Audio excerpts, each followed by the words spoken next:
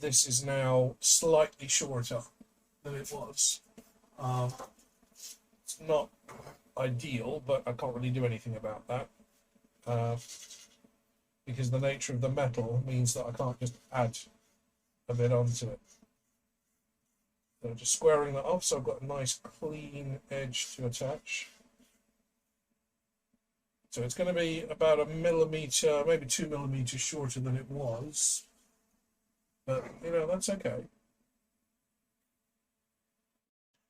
As I kept saying, Sam was so stressed out that she thought she damaged it or that she'd broken it beyond repair, and it's like, no, it's nothing that can't be fixed.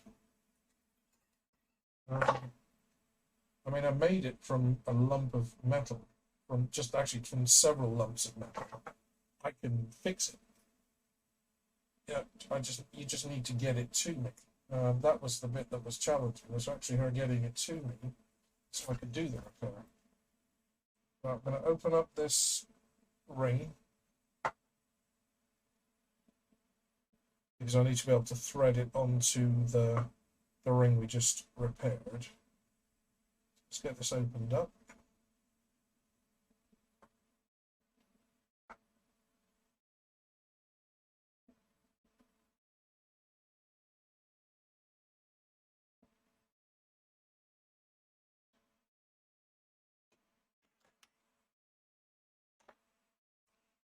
Howdy Dale. Actually, jewellery shop this time. I'm not working on your piece today. I do need to order that part. But today I'm repairing Sam's Damascus gold and silver feather that I made her. It got broken. She was devastated. She thought it was destroyed. And she was so upset she refused to send it to me. She was terrified that she'd ruined it. Yep, that's cooled down now. So while I was out in Canada, I picked that up. It was not the reason I went, honest. Let's round it out. Let's see, 10 mil should be plenty. If it doesn't slip, which it did.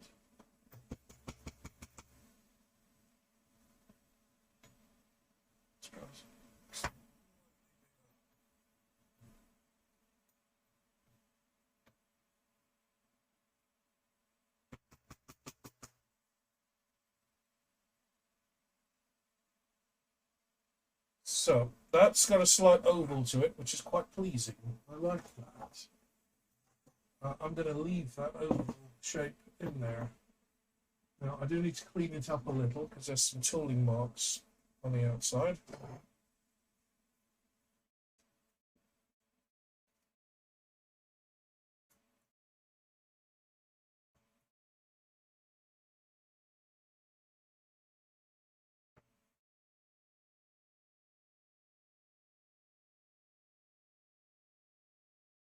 Right, there it goes again.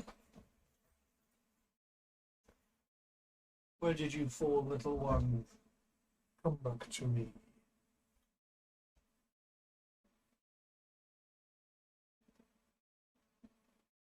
Where did you fall? I think you may have gone either under my chair or under the bench.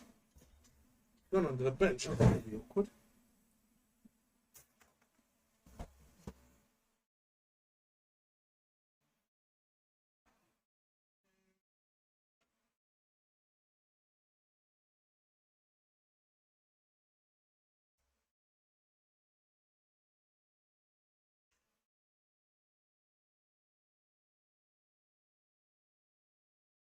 Right.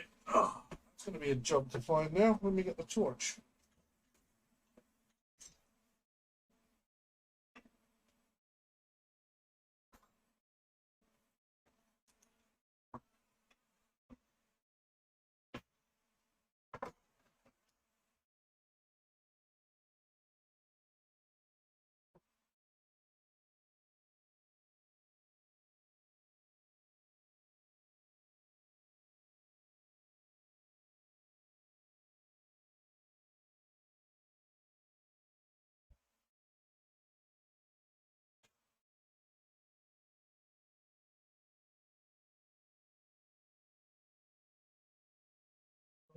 Check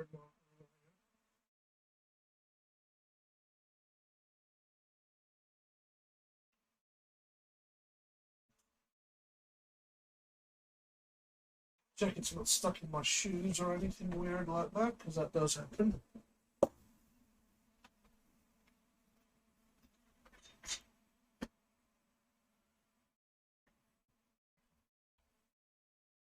Where the hell did that go? Did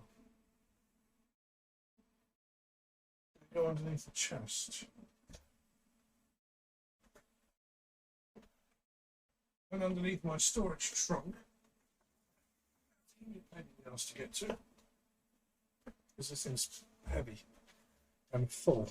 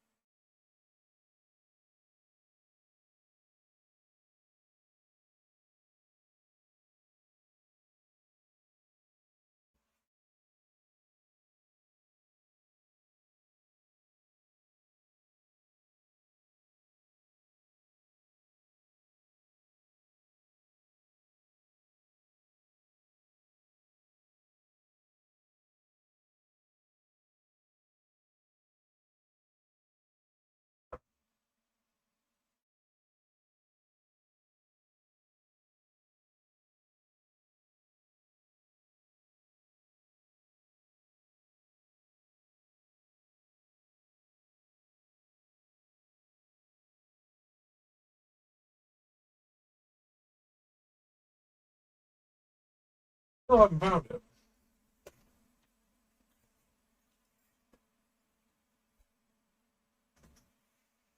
I've been over again.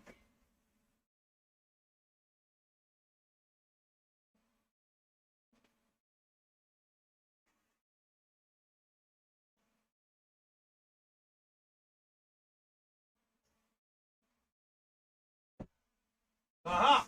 There you are. You were hiding, you little bugger. Oh! It fell right down under the bench and wedged itself in between the skirting board and the propane tank. I mean, that's just stupid bad luck. It's like when a coin hits the ground and rolls for like 15 meters because it landed right on its edge. It's that kind of stupid. Right, okay. Where was I? Don't need these punch dies anymore. Let's get these back away.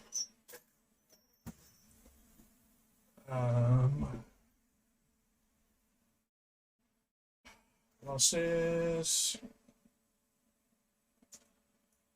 Well, cleaning this up, that's what I was.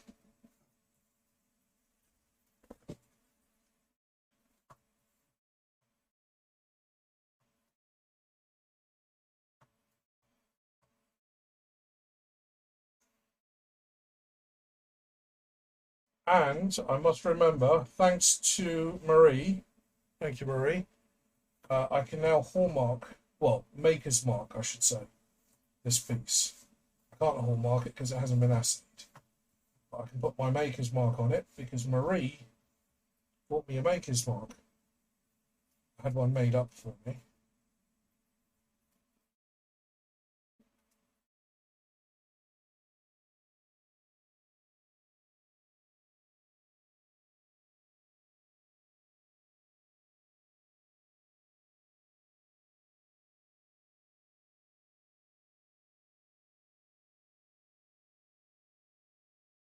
There's a couple of ways you do that.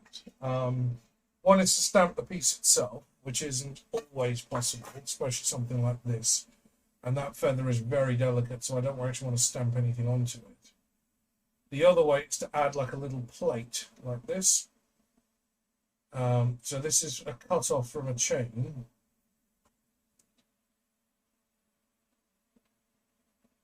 This one is stamped 925 Italy. Because it was clearly a chain made in Italy and it's 925 silver. So I could reuse something like this and add it to the work. But but that means you've got this extra little thing dangling from the feather, and frankly that will just look awful.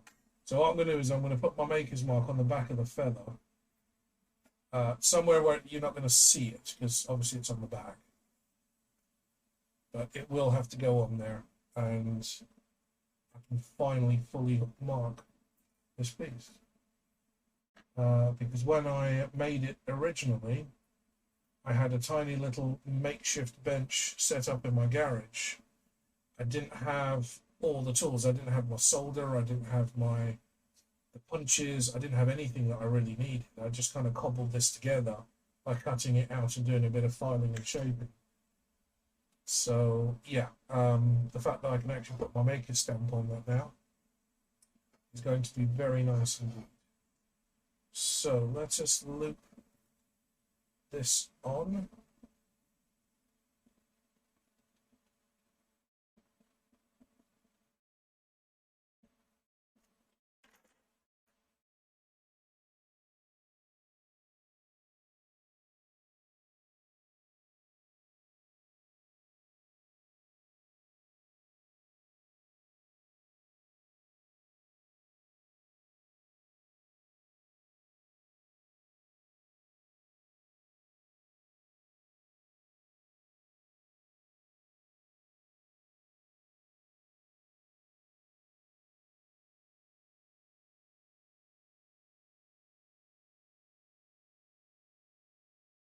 Tiniest bit of solder onto that joint. I do mean the tiniest little bit, because I don't want to solder it to the ring underneath. Is that aligned? Not quite.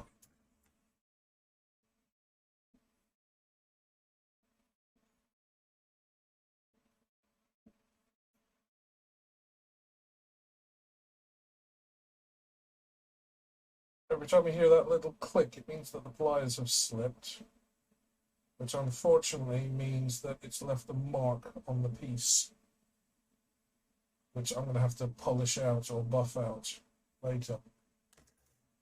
But that is the nature of it, because I'm not as good at this as my dad was, obviously.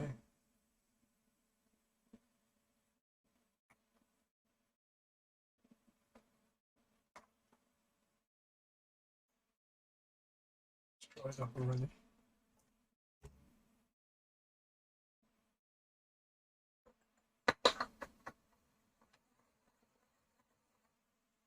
I've done it again and not had breakfast yet. I think I slept. I was up till 3 last night. Couldn't get to sleep. Actually, I dozed off watching Mando at about 9 p.m.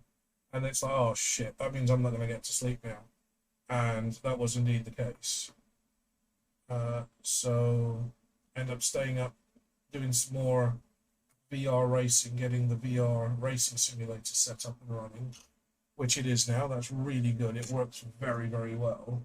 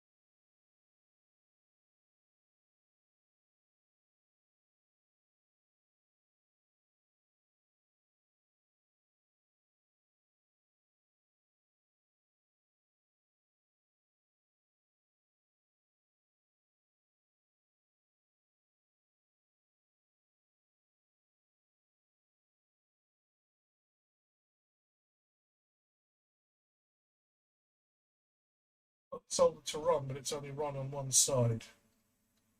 So let's help see if gravity can help.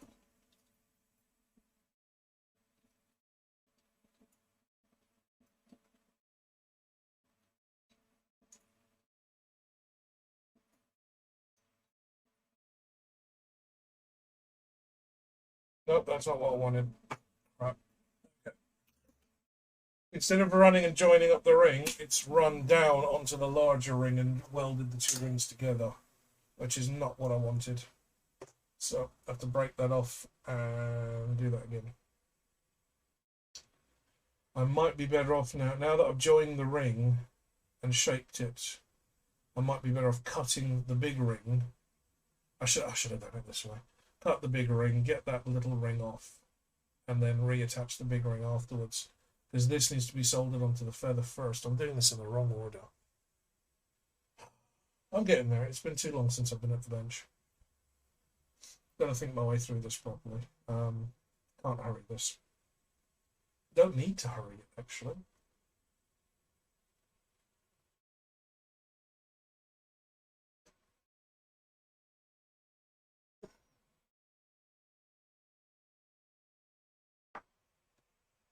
Just see who we've got in the room.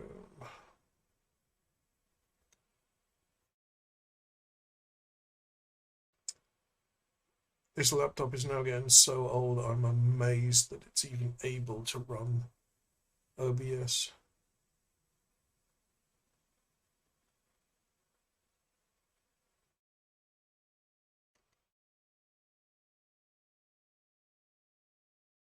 Anywho. Right, that should have cooled down by now. I'll find it when I pick it up. Okay, so the solder actually melted the two rings together, which is not what I wanted at all. So I have to break that off.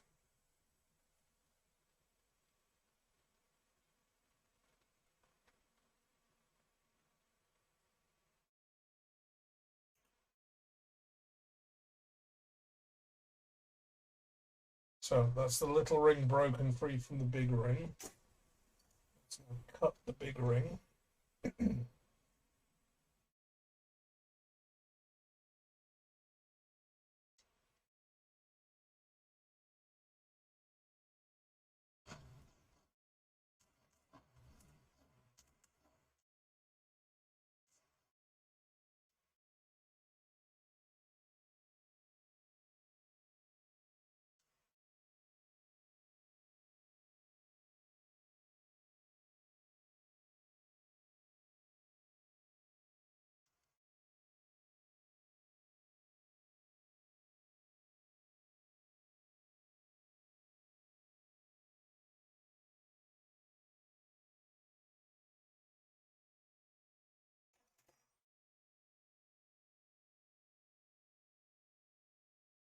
Up again.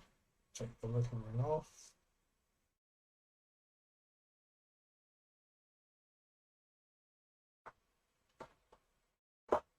Now this is all misshapen with a blob of solder in the wrong place, but I'm going to use the solder that's on there to attach it to the feather. And then if it is still all messy, I can use the little drill bit to clean out the bore of it.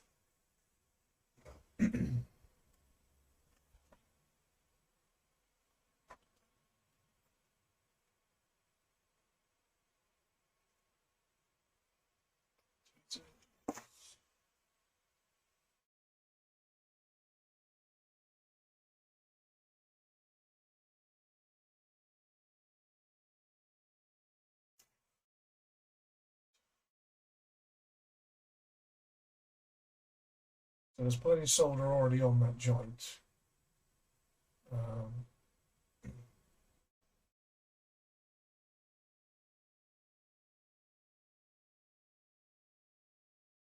Plenty of borax on there, so I get a nice good join.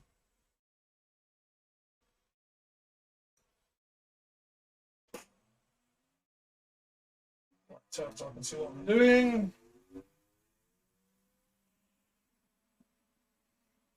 Hello, squirrel. Do you recognise? Hang on, let me zoom in without burning my arm off. Hopefully, you recognise what's down there.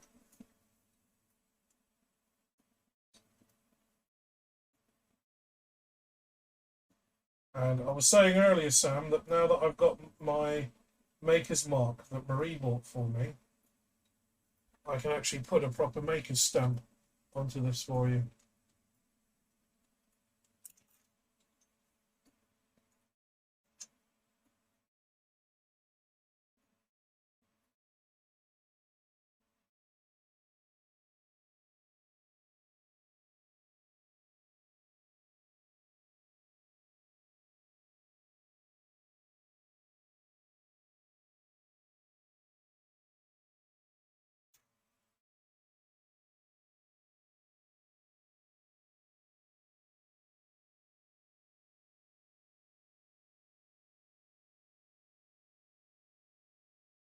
Send a grizzly bear to catch a squirrel. One day we will have that conversation about my spirit animal, because most people assume it is some kind of bear. It's not. Even I thought it might have been a grizzly bear, but it's not. So we'll have to have that chat. Um, I was told never to reveal my spirit animal because it would be offended. That's something specific between you and your spirit guide.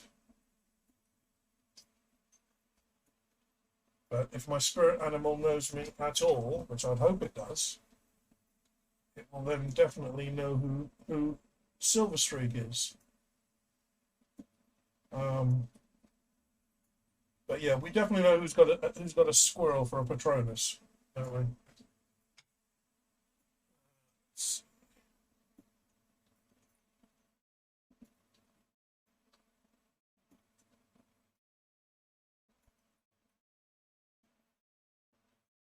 So that's been joined, but I'm going to add more solder to that piece to reinforce it, to kind of bulk it up.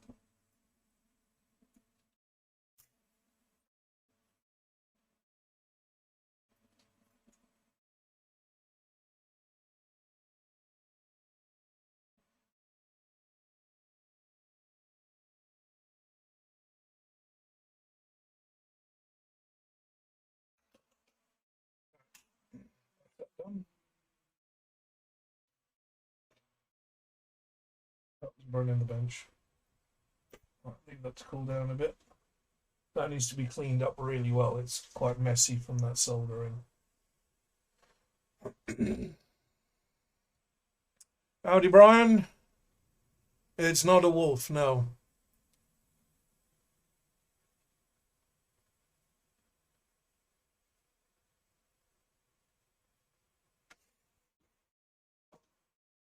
That was a nice group shot, the four of us.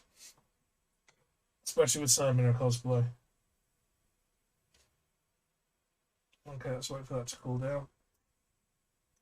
That will need a little bit of hammering, and I'm going to have to run a drill through the center of that because it's kind of clumped up in the center with solder. So I'm going to have to drill that out just to make sure it's got a nice clean opening so it can swing on the chain. Sam, the bracelet. How long do you want the bracelet?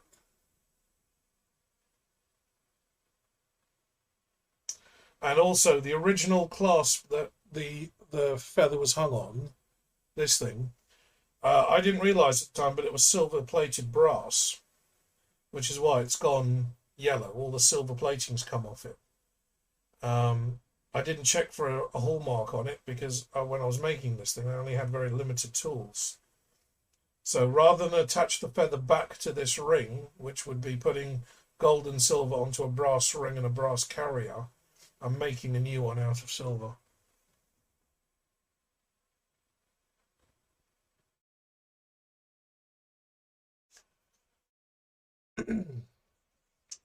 Let me have a look at the picture you sent me. Because you sent me a picture way back when you got the bracelet. I just don't know if it's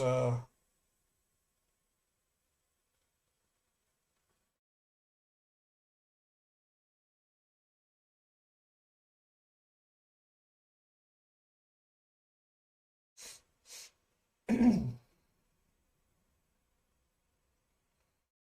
where did you send me the picture? Christ. Um, you did send me a picture of you with it on, and you had it dangling. I just can't remember where you sent me that picture. I think it might have been Instagram, but it would have been ages ago.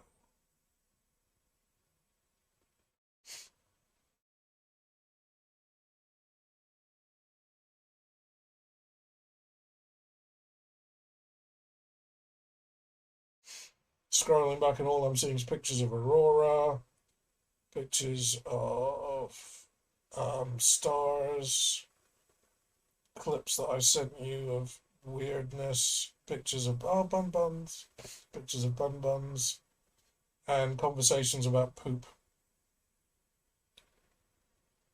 You can see why me and Chase got along well, can't you?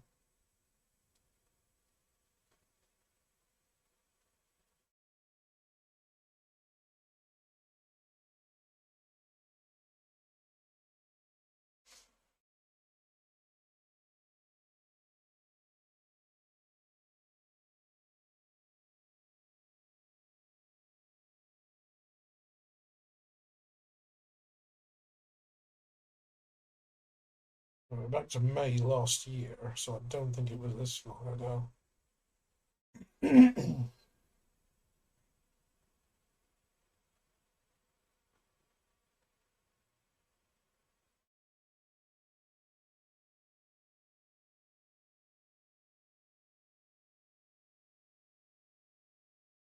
No, we're back to Jan 22, so it's not there. It's not on Insta. Might have been on Discord then.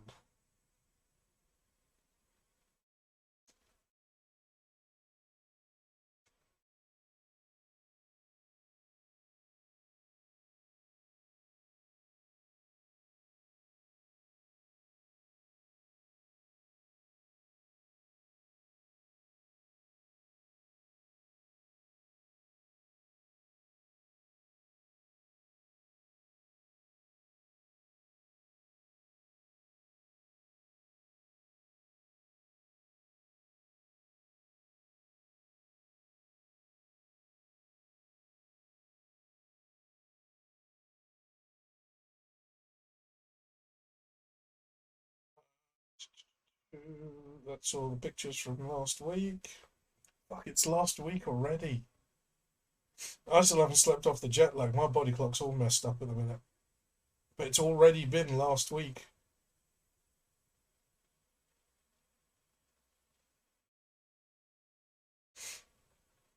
Marie and I were discussing, Sam, we were talking about this, and I was chatting to Marie about this yesterday, about the possibility of maybe getting a timeshare out in Canada, using some of the money and invest it in a timeshare that I can, like a joint ownership of a property that I can use as a holiday home as and when I choose to.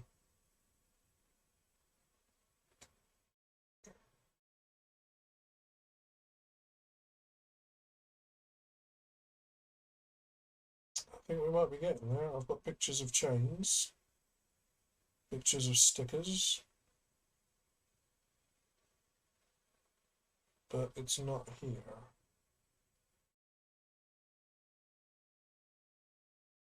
Nope, because it would have been after you sent me the picture of the broken chain, the broken feather, because I ordered the bracelet after that. So, 'tis not here. Did I save the image? Um, okay, I don't want to do the chain blind, so when you get home, just grab a piece of string, wrap it around your wrist, like tie a knot in it. Leave enough room that you can slide 3 fingers underneath the string for comfort, but tie a knot in it and then cut it, and then just measure it on a ruler when you get home. It's not going to take me long to fix that, so I can do that tomorrow. I'm probably doing the workshop again tomorrow, so I'll do the chain once I know the measurement. Um,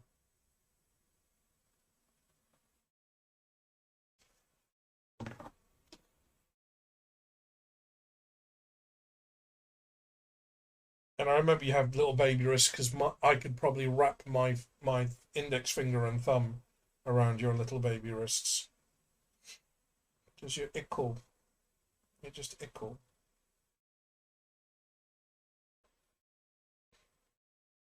So I'm not going to show the full images on here, obviously, but that is. Let me change to full screen view. That still is one of my favourites of the shoot. It's not the one we were talking about. I'm trying to get the reflections of the window out because all you're seeing is picking up the background. There we go. So that's still one of my favourites when you're wearing the fox furs. And then this really looks amazing once you zoom right in on it. The detail in the furs, the detail in the eyes, you can almost pick out every eyelash. That lens was so sharp. And I took that picture from, what, 6, maybe 7 feet away? I wasn't really up in your face when I took that image. So it's amazing just how good that came out. Right, I've still got some more soldering to do because I need to fix the ring as well. So let me do that. And then we'll get everything cleaned up and filed, and then we'll be done. This needs a little flattening out because it's no longer flat.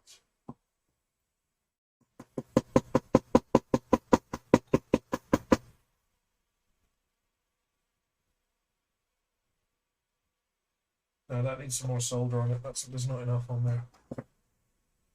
So add a bit more solder to that, and we need to do the ring. Massive. Does Matt sell stock in the shop by the kilo? Because look at the size of this bag. I don't even have bags like this big anymore. I used to have quite a few of them, and they ended up all getting used. So we haven't lost any chains, which is good. Do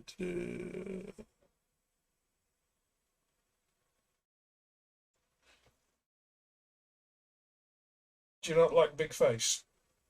Is there a problem with Big Face? Is Big Face an issue? So was it a clean break? Yes. There's cost. No, it's not a clean break. So can I solder it without? Actually, yes, it was a clean break. I can solder that together quite easily. Okay, that's good. I don't have to file it and bend it and all sorts to get it to join. It should, because this ring is awkward to work on because it's a coil, and you can never get it to sit flat.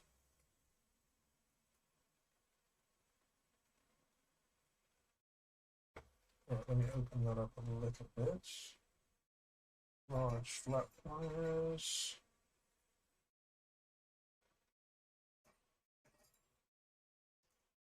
I think I've still got your ring size written down, so it's going to have to be resized after I do the work. So let's get this lined up.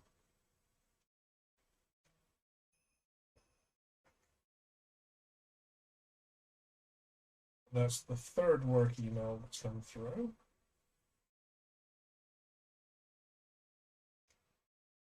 Oh, this is fiddly. Fiddly.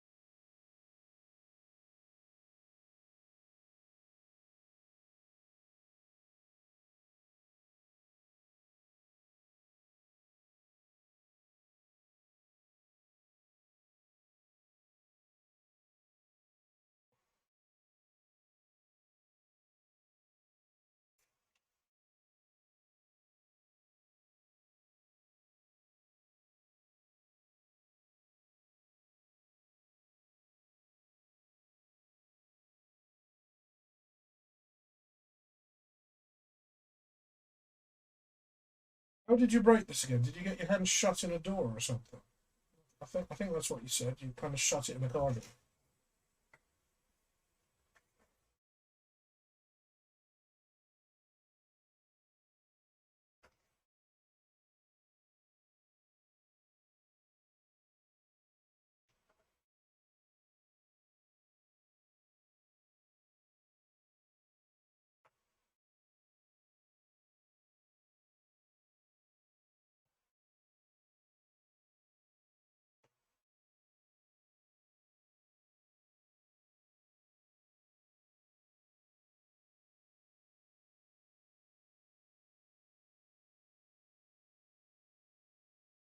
Oh, stay in place.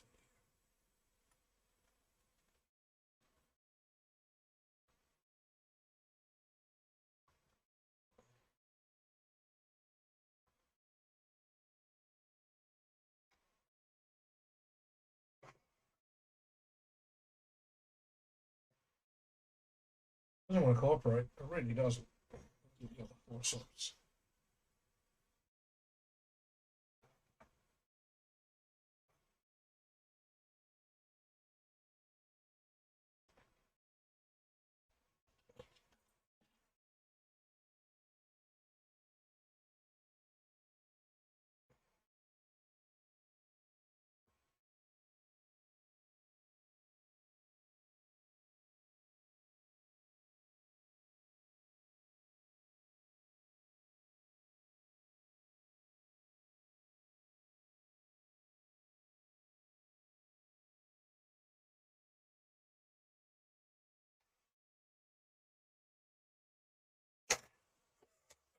It's pissing me off. It's a big board. I need more space.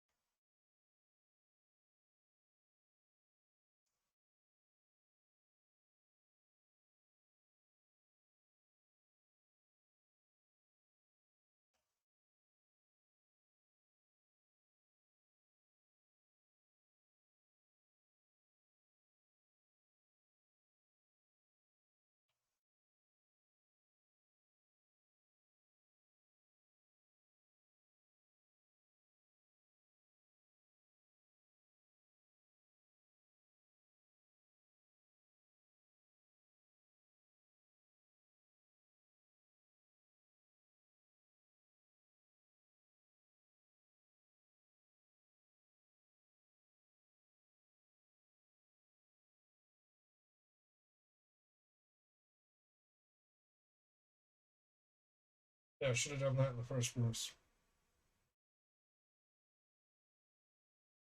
Just bend it, bend the ring straight. And now it's sitting mostly flat. And make sure the angle's right, which it looks like it is. Dale, if you are still in the stream, Silver Streak here is one of my D&D players, but she's the one who went out to Canada to see last week. It was her birthday, and she was not having a good week, and she looked like she needed cheering up. She looked like she needed a damn good bit of cheering up. So yeah, conspiring between her and her, between her husband and Brian here to not only get out there and surprise her, but also to have like a bit of a meet up and a Twitch mod get together. It's the first time I was meeting Brian as well.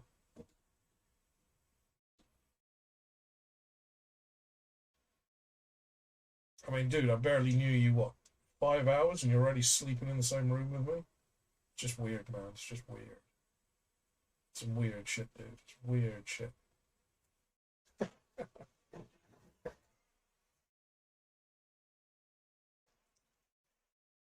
Yeah, we were having so much fun while we were out that time started ticking away really fast.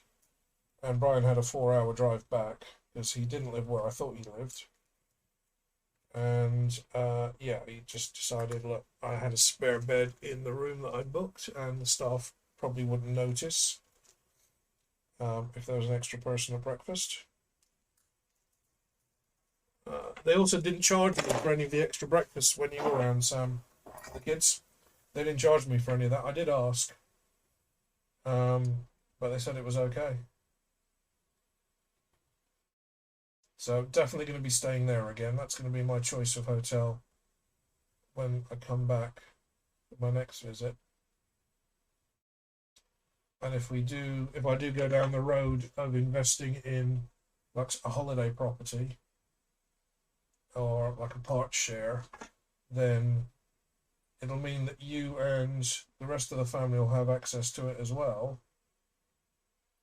They're normally run by a management company, so you just have to notify the company that you want to use the property during these particular dates, so that so you don't basically walk in on part one of the other owners midway through their little vacation, or bath, or shower, or family time.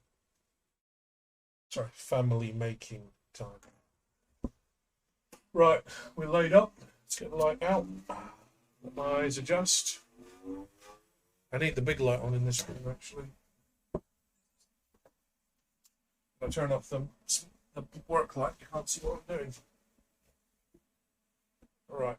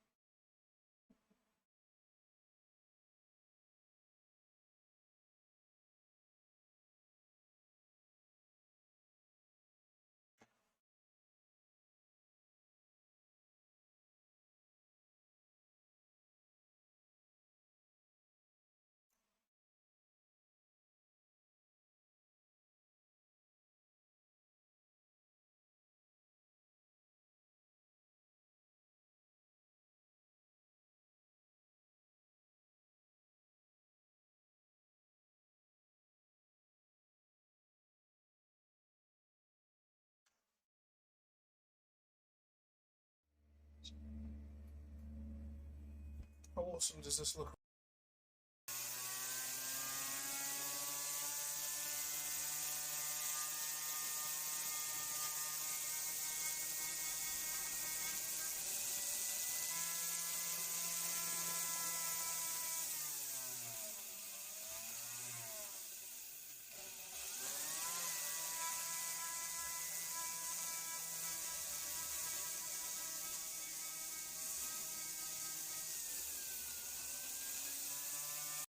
Almost from a shadow that suddenly filled behind the back of the altar, and another figure steps through, almost as if he's stepping out of a smoky room. This figure is wearing similar dress, but he is completely covered head to toe in a feathered robe, a full feathered cloak. The hood and the headdress is still there. The small depiction of the falcon head is still on where the person's head should be, but you see no face. You just see blackness with little sparkles, almost as if you're looking into a portal of the night sky.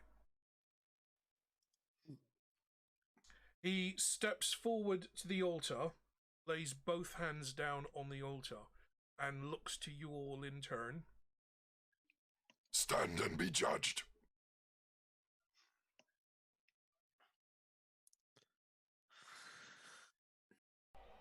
Oh, Great Emperor, Great Emperor. I, Amid Bahir, leader of the Guild of Merchants. Yes, I know who you are. You are here every Tuesday. Today is not Tuesday. That means I have to see you twice this week. Get on with it. Yes, Great Emperor. Yes, Great Emperor, whose slippers shuffle lightly in the sandy dunes. He turns to the rest of the group. What is this we hear of Golem rights? We would want our property back. Contact with the skin, and that's the only part where your finger's going to sweat a little or it will oxidize. And then this is going to sit kind of hovering over that band. Now this is already tighter than an O.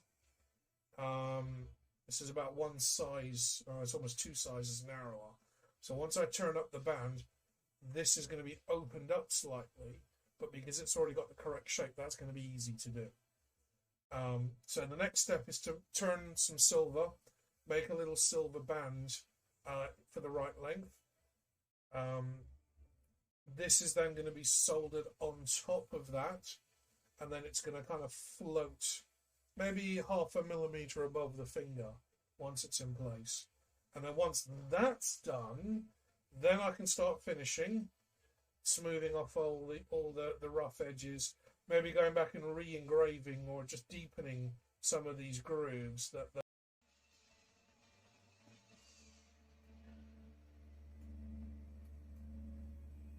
How awesome does this look on stream? I can't tell.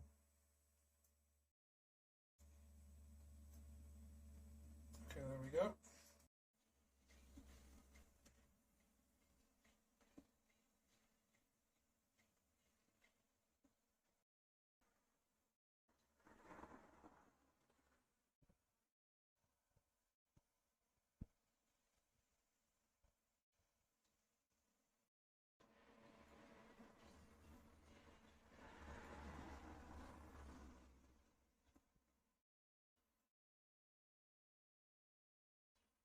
Lord King. If I was a boss mummy, I would have mummy hose too.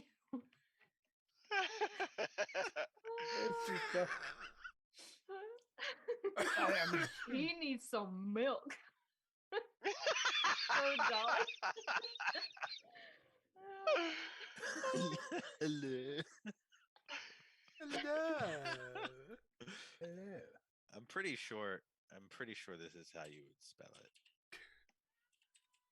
Yeah, the guardian of the secret something or other, lord of the what's it, keeper of the thingamy. Yeah, most people call me Ferrero Rocher.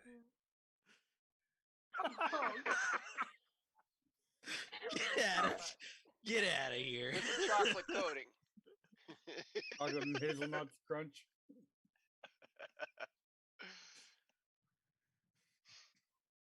It is so You rare show us that the we nuts have part and guests. you're disowned. Please. Eric, you've just invented the chicken bazooka. Yes. Yes. We always knew that you had a Special attack. brilliant mind. Right, special attack. We have to keep a chicken on hand at all It'll be times. XX triangle chicken bazooka. That's Oh that's my. both of the bumpers at the same time. Right. Yeah. So the question is it's the plan is to curve it. Okay, we're back. How much did you miss? Did I have it on technical difficulties for long? Or did I just like inadvertently change to it when I tapped on the touchpad?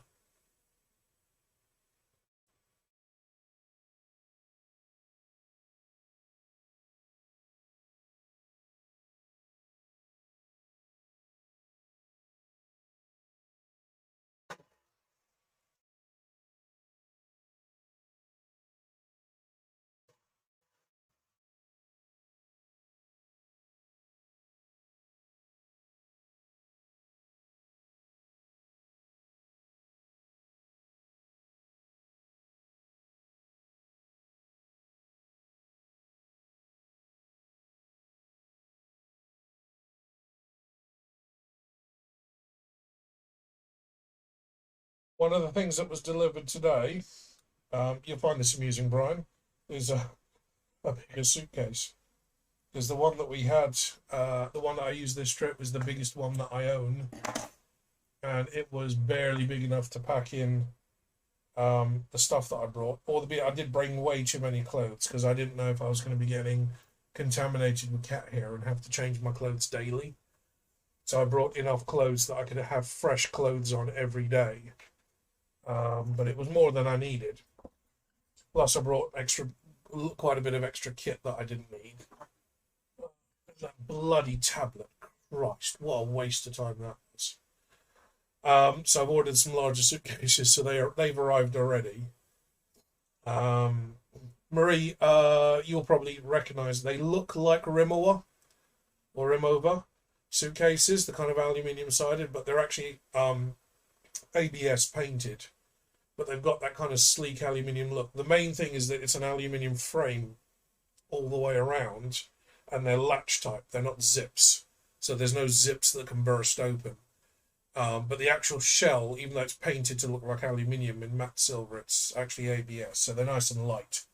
I did look at potentially buying some Rimowa suitcases on eBay, because they do come up every so often second hand. So I did look into buying some, but they're still bloody expensive. Yeah, the one I had to sit on to get it closed, yeah, because that Waxley coat, it takes a fair bit of work to get all the air puffed out of it, but we got there in the end. But yeah, I've ordered some bigger suitcases for the next trip, because September's definitely going to be a lot of gear required, and I'm going to be over there for at least 3 weeks, so I'll need at least a couple of weeks worth of clothing, and I think there was a laundromat in town that I can use. I'm sure Sam and Matt wouldn't be unhappy about me using their laundry room for a little bit, but again, cat hair and contamination. I am that allergic. Not quite epinephrine and hospital allergic, but very close. Epinephrine and hospital is when I'm getting involved in seafood.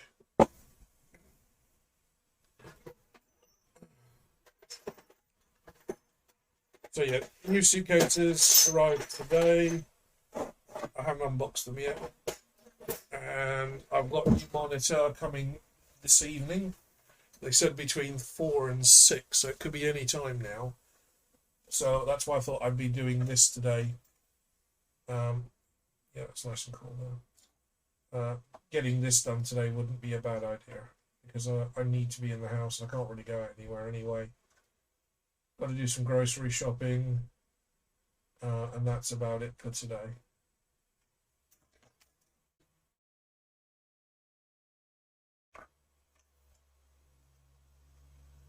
Keep all the chains out of the way because I don't want to get them melted.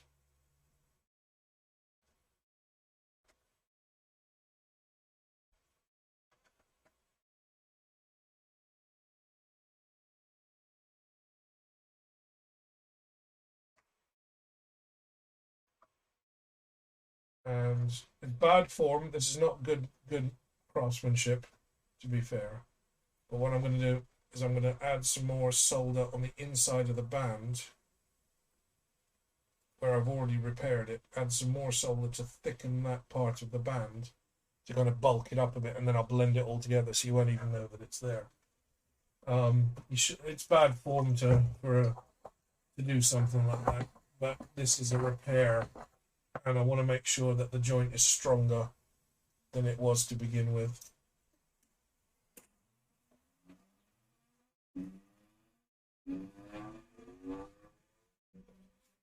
I do my own taxes, but self-employed. If you're an employee, your company does your tax for you. Your company's HR department does it for you. You only do your own taxes in the UK if you own a business. So in my case, because I'm self-employed, I'm just what we call a sole trader, a one-man band. I have to either get an accountant to do my taxes for me, or in my case, I do them myself, because I've got a spreadsheet that does all that for me. It's nice and easy. Takes me, Marie knows because she's been there listening to me grumble about it in the past. Takes me about a day to get all the receipts together, sort them out into different types. CapEx, OpEx, fuel, what I can claim, what I can't claim, that kind of stuff. Sort them into different categories. And then everything else is done in a spreadsheet, which is done really fast. Been doing it that way for the last, 5 or 6 years now?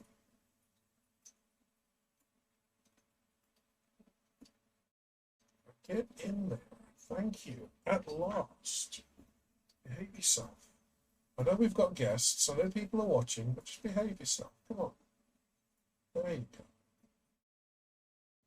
That's... Oh, no, no. See, now you've gone and done it again. Right, come on. Yeah, I know you're excited. You've been sitting in the drawer for how many years, and now you're finally getting to do your thing. There we go. Right. I know you can't see this because I'm actually soldering on the back of the camera view.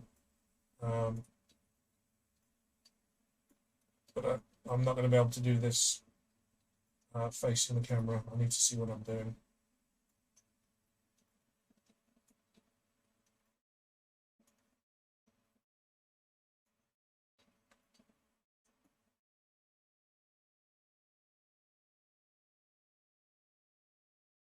I'm trying to do this without melting the chains because those chains are very thin. If I get the flame too close to them, that kind of stuff happens. Right. Okay, back to square one.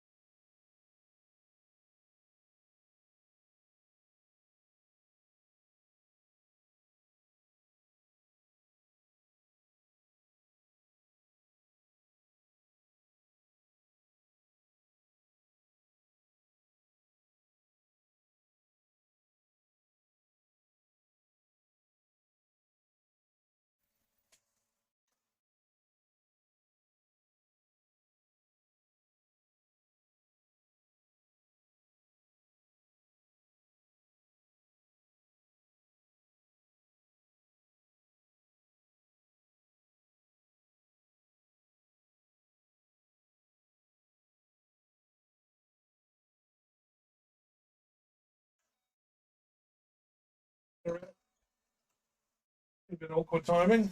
Back in a moment, folks.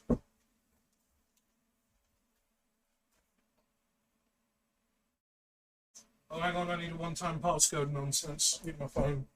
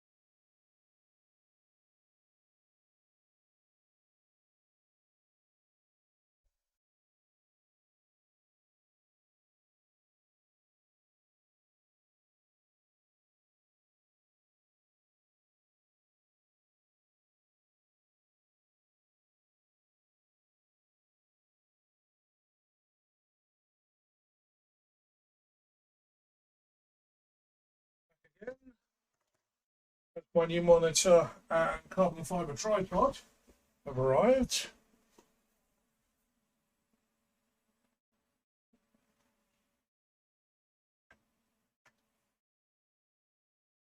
See if we can keep this in one place while I solder it. Because this damn thing keeps moving around.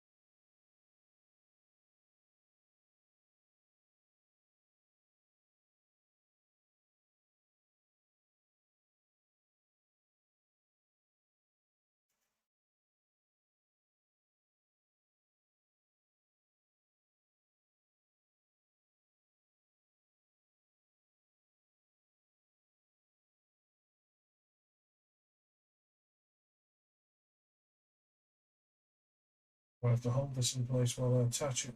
This isn't going to be easy. This is something I'm not good at. Yeah, new monitor. I've been running a triple display for best part of 15 years now. It was three 4x3 monitors, then three 1080p's, which I've got at the moment. Two horizontal, one vertical. So now I've decided that rather than messing around with one monitor that's gaming capable, one monitor that isn't, one monitor that's high refresh rate, one monitor that isn't, now that I've got a good enough graphics card in the machine, I can just get an ultra wide. So I'm replacing all three of them with a nice big ultra wide monitor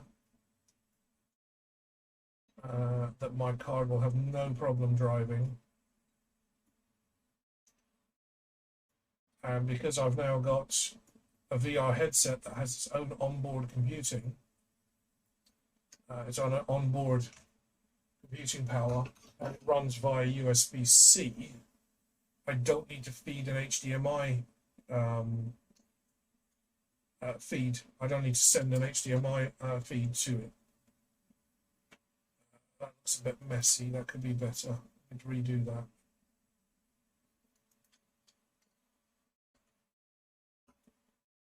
So, right, I'm going from 4 outputs on my monitor to just 2.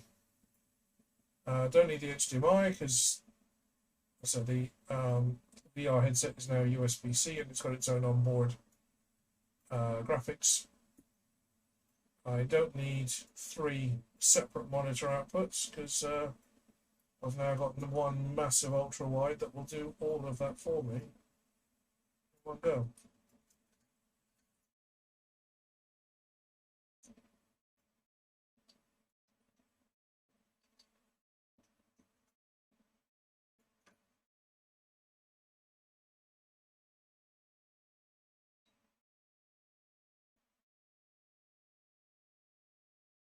Bit of an extravagance, but I've been using old second-hand and cheap monitors for so long, and with the camera gear and all the photographs that we're going to be taking in Manitoba, and especially just doing one cosplay shoot with Sam, he's going to end up turning into about 3 or 4 cosplay shoots next time I'm over.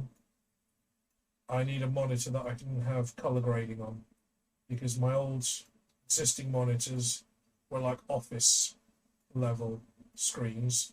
They're not pro level screens. I need full, like 96 or 98% RGB coverage, and I need high refresh rate for when I am gaming with that screen. So there's a load of reasons why buying a decent monitor at last is justifiable. Also, the fact that the monitor is normally the last thing you change. You always end up upgrading your PC, but you never change your screens. And it doesn't matter how many FPS you're pushing out of your new graphics card.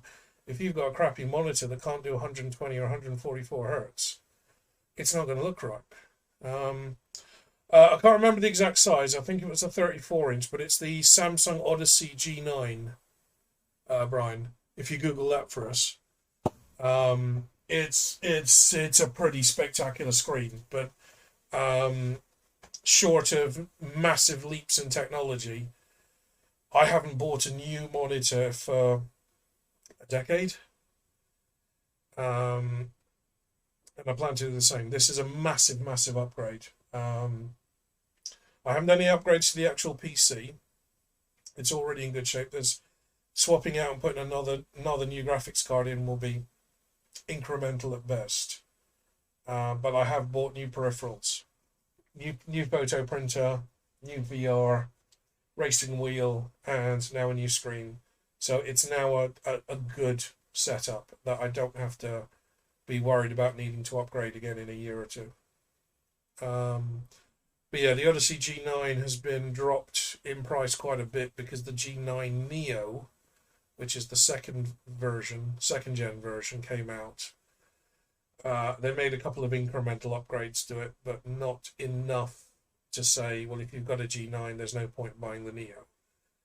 And the Neo was almost double the price. So just the G9 standard is the one that I picked up. But hopefully the courier hasn't mangled it in transport. I can't see if that's... Yeah, that's the one, the Odyssey G9. I think it was a 34-incher. This is going to need a hell of a lot of cleanup. Let's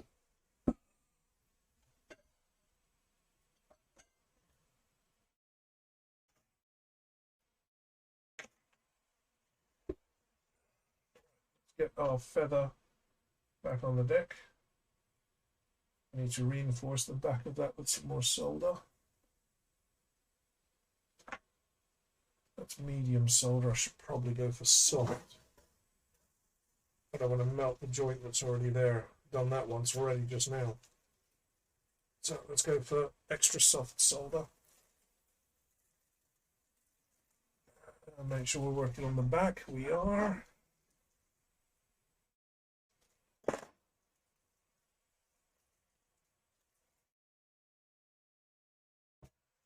Right, this isn't marked, and I'm going to run it through the mill, which means I need to mark it. So I need my dies. Oh, you can't see my dies. Let me zoom out. So I need an X and an S. So there's my X.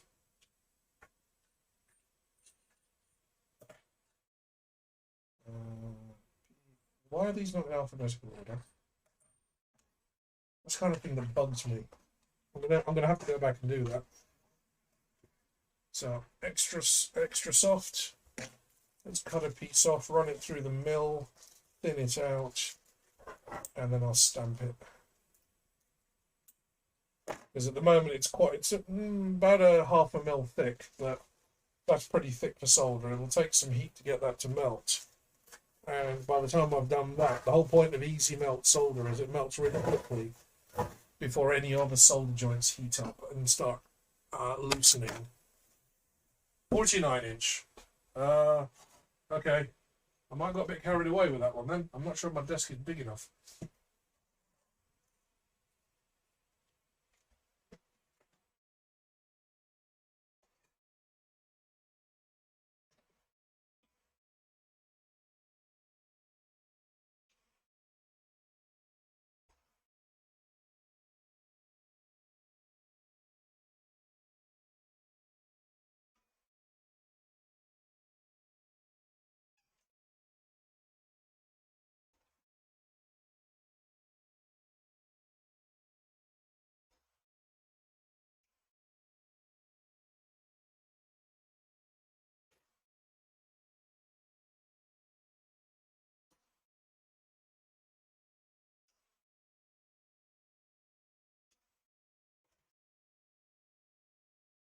Oh, the one thing that we didn't get to do with Sam is go for a curry.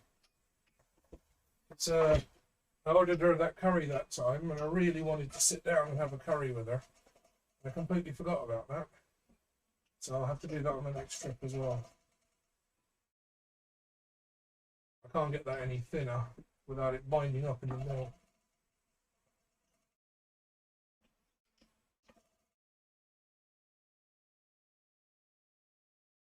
Right, little angle. I'll get the hammer out. We'll stamp this so that I don't forget what it is. I need to stamp the other one as well. Glasses. I don't have a room in my computer space for a new desk, so that's going to be awkward. There's my S.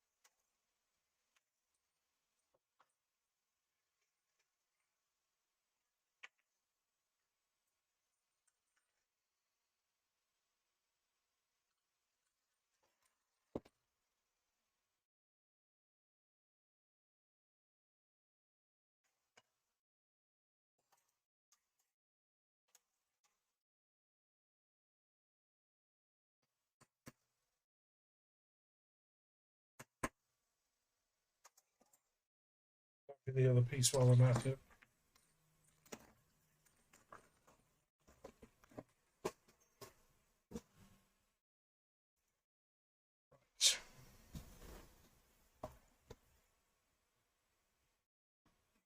Right.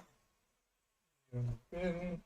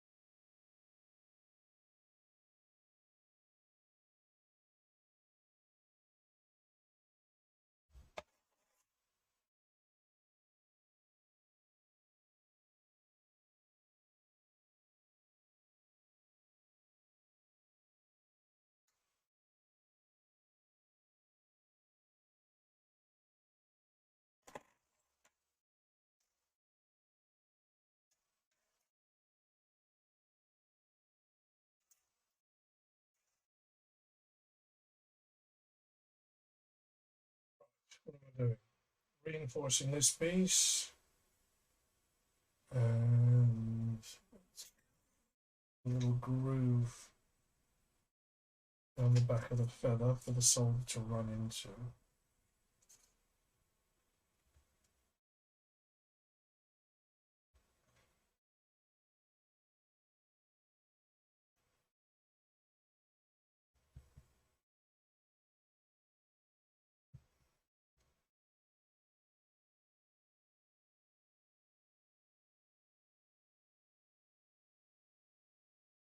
I want the solder to stick to one very specific part of this. So if I rough that up, the solder will bind to it much quicker.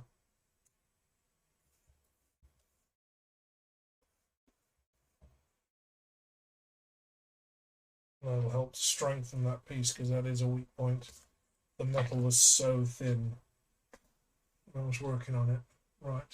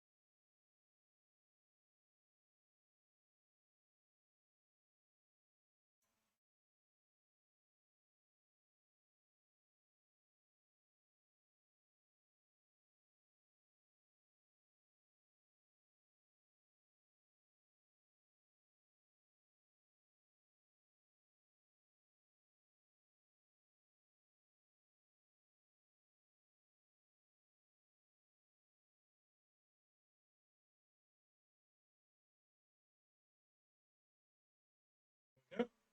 All it's up. That's how soft, extra soft or extra easy solder is. It took almost nothing to get that to join. So we've got a reasonably strong joint there, and it's flowed along the back of the feather a little as well, so that's going to reinforce that. Let's put a touch more on the top. And then I've got to clean up that loop because it's filled with crap now from all the soldering. Tiny bit more.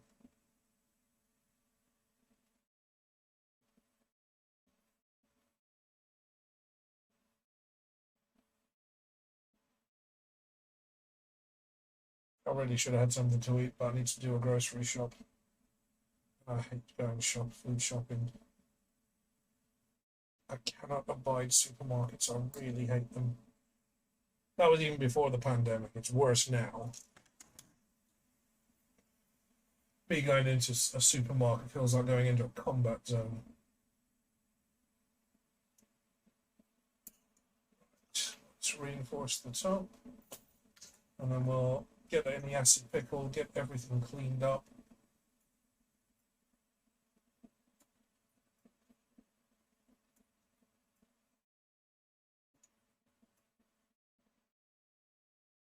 Oh, whoops. That was bad. Okay, well, my ring is now a blob of metal. A little bit too much heat on that, and now my stem and my feather's a bit shorter. Crap. Right, back to the drawing board.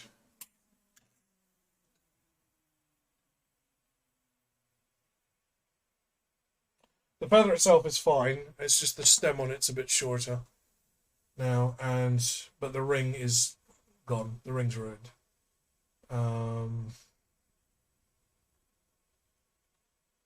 Too much heat. Too much heat.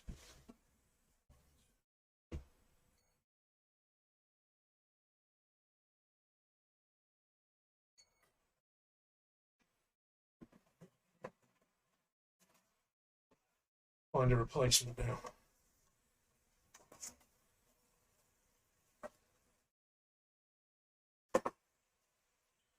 That was bad. I should not have done that. I should have known better.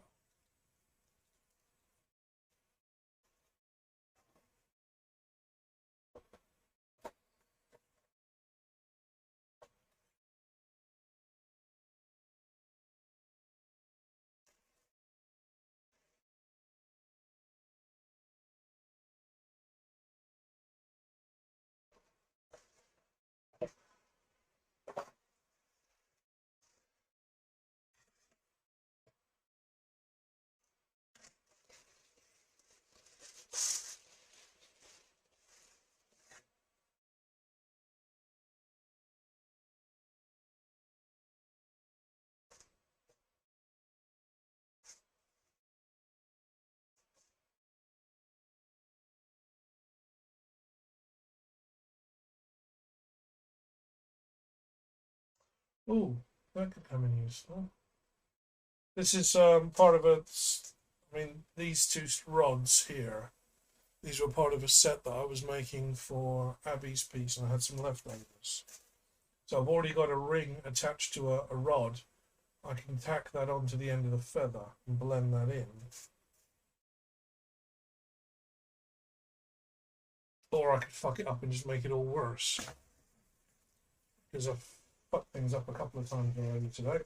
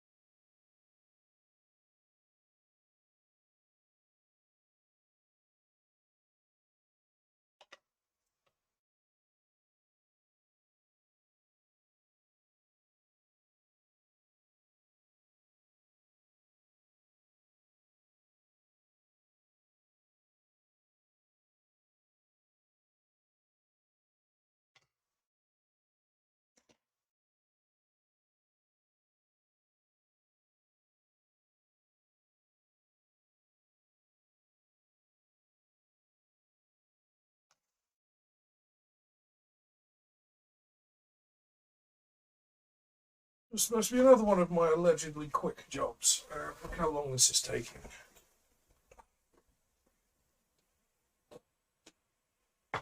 Should know better by now. Nothing's ever going to be quick.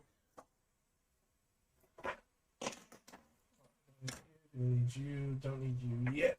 You are my fallback option. Let's get the feather sorted first. Which is the better side? This side.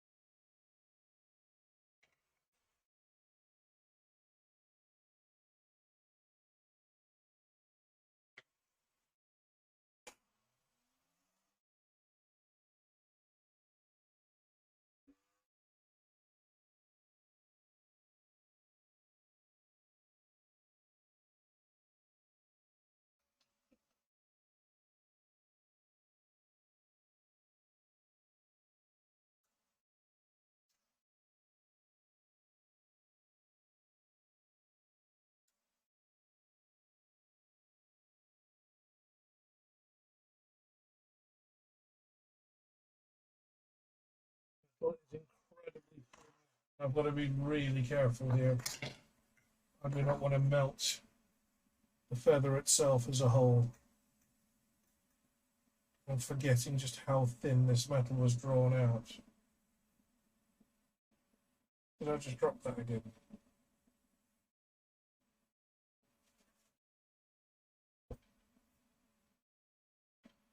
Oh, there it is.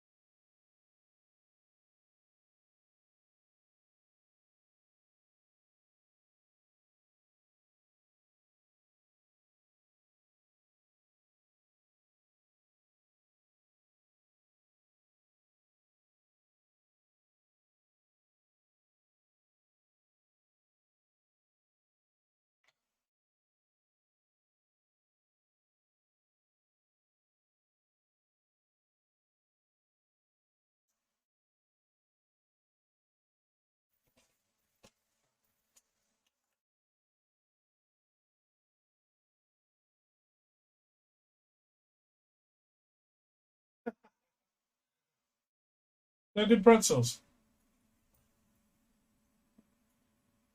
Nice and crunchy. They're the extra baked ones, which we don't get the super crunchy ones over here in the UK. So easy. Things like the sour cream ones, I can find, but those super crunchy ones, not so easy. And I like those. I did like those. Right, that's attached. Some of the metal actually fused there, which is probably going to be a good thing. That'll make it a stronger joint. That needs to be cleaned up in the acid pickle now. And then I need to reprofile that because the bit I've added is actually thicker than the piece it's been added to. So let that cool down for a bit. Drop that in the acid and then I'll kind of file it away, get it shaped nicely. It's a lot thicker on the back than it was, which is again good. But I was so close to fucking that up. I'm hungry and I'm tired. I think that's all it is. It should have eaten. So we're nearly done. I've got to do some cleaning up on the ring because the ring's just coming out of the acid now. That will have gotten all the scorch marks and what have you off of it. And then once the ring is cleaned up and I've gotten all the extra solder out, it's looking nice, then all that I have to do then is polishing, and I can't do any of that on stream because all that equipment's downstairs in my garage.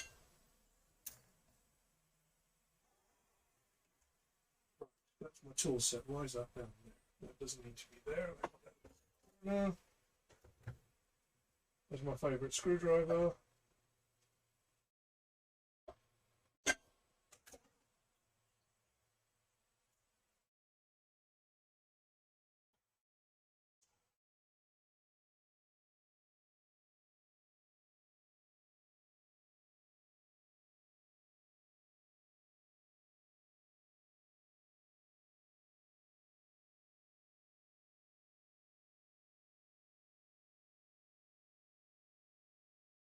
I'm not happy with this ring. This is ugly. It hasn't joined straight on. It's kind of joined at a weird angle. But this is proving so awkward to do.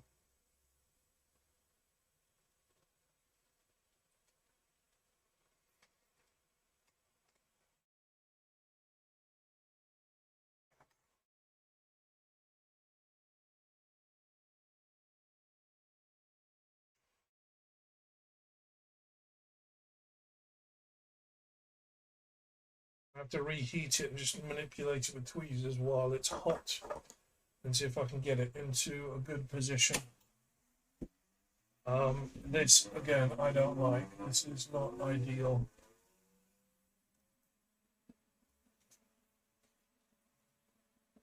Um,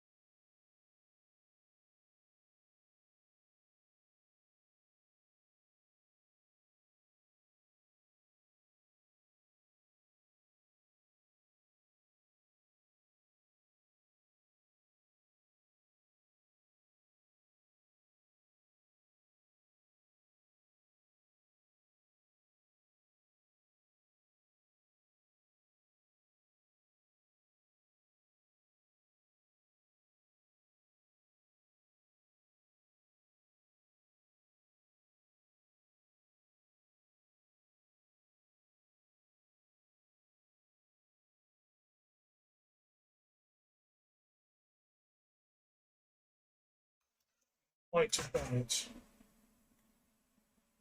Drop it in the acid and we'll have a look. I think I might have got it on square. There's a lot of crap on there.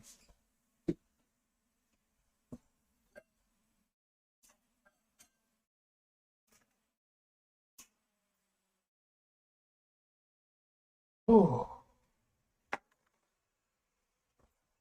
I forgot how exhausting this can be.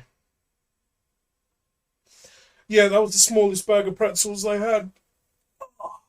I would have liked one half the size because then I would have snacked on them while I was in the hotel room, which is what I was doing. And then I would have taken maybe half of what you had, Brian. I would have taken half of that with me in the drive, but I wouldn't have needed more than half. But yeah, it was the smallest bag they had in the shop, which was funny, amusing.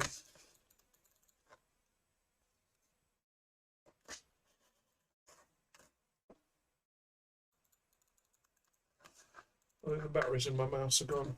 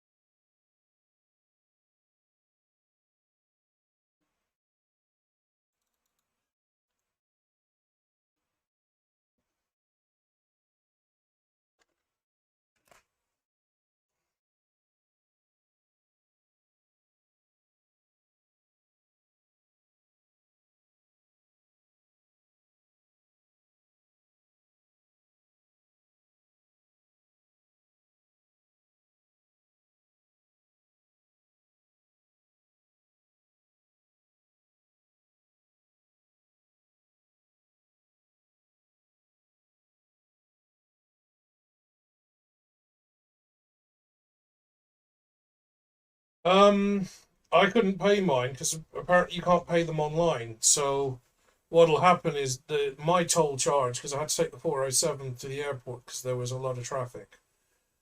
my toll car is going to go straight to the hire company, who will charge me the $5 toll and then charge me a $25 admin fee for handling.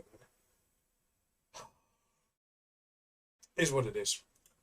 I'm not going to complain about that. I spent more than that just trying to get into one of the airport lounges so I could have somewhere reasonably quiet that I could sleep. Because I was when I was at from Pearson, my flight from Pearson went ahead on time, so I got there with maybe an hour to spare, so that was good.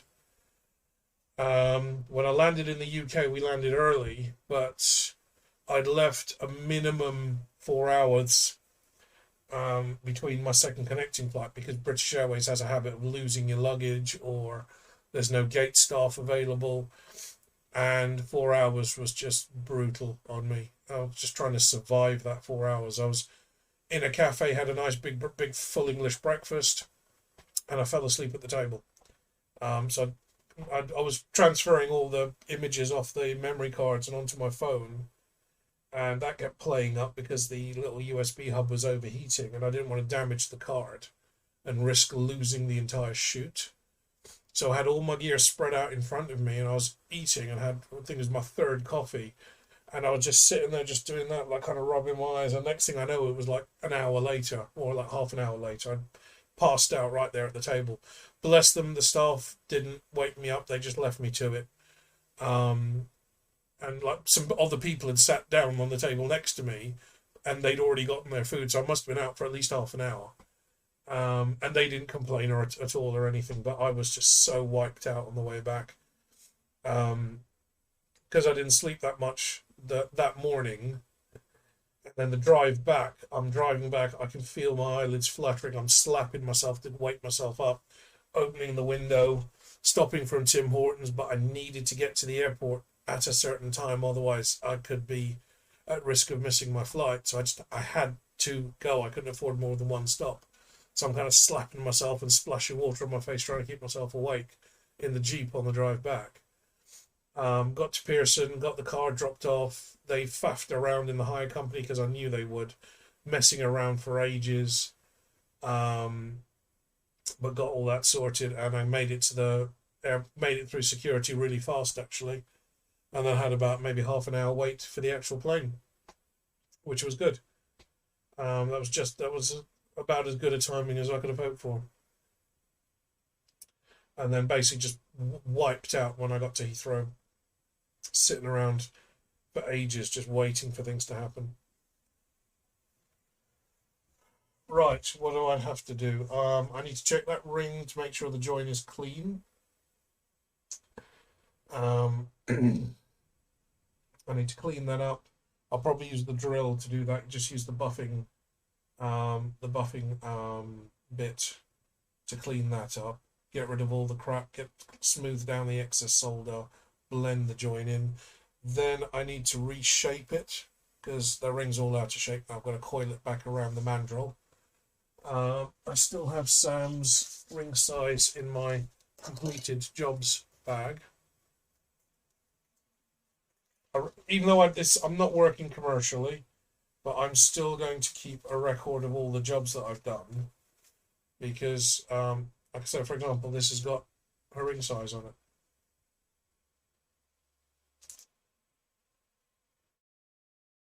Actually, not that one.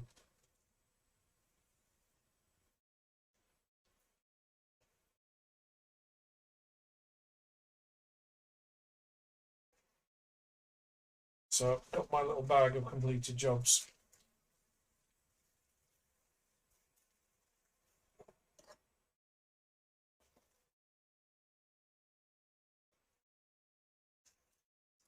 And then this job itself also has a job sheet. Again, I'm not charging for any of this. I'm not running a business that I need to keep track of this kind of stuff. It's just kind of good practice to do it. Because then I've got a record of what I did and when. And that makes life a little bit easier at my side. One day, perhaps, when somebody starts questioning, oh, what are you doing with all these tools? And can you demonstrate that you're actually using them for business purposes? Otherwise, we'll slap a load of tax on you. That kind of stuff. Right.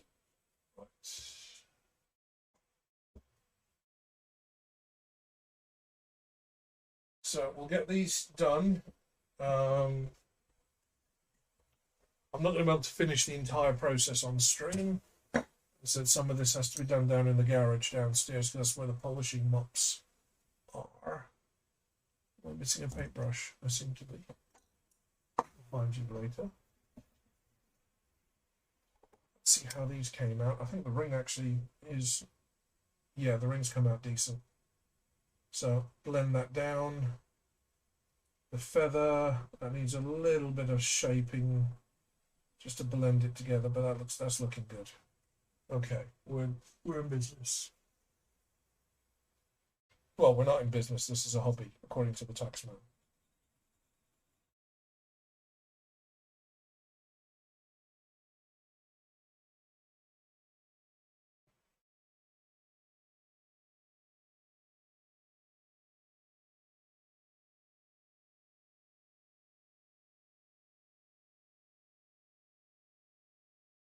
So I added a ring with a rod on it to the top of the feather to give it some of its length back. But that piece was thicker than the feather itself, so I'll just have to flatten that down and blend it in. I don't want to take any material off the feather at all. It's already way too thin. So I'm just blending it down very gently. I did put some solder on the back of the feather, on the back of the quill. That's just to give it a little bit more strength. So I need to tidy that up so it doesn't look as ugly. Yeah, I know it's the back. You're not going to see it. No one else but Sam would ever see it. But the point is, it doesn't. It looks ugly at the moment. So I just need to clean that up, make it blend it together better, just so it doesn't look so obvious. Right, we're nearly done.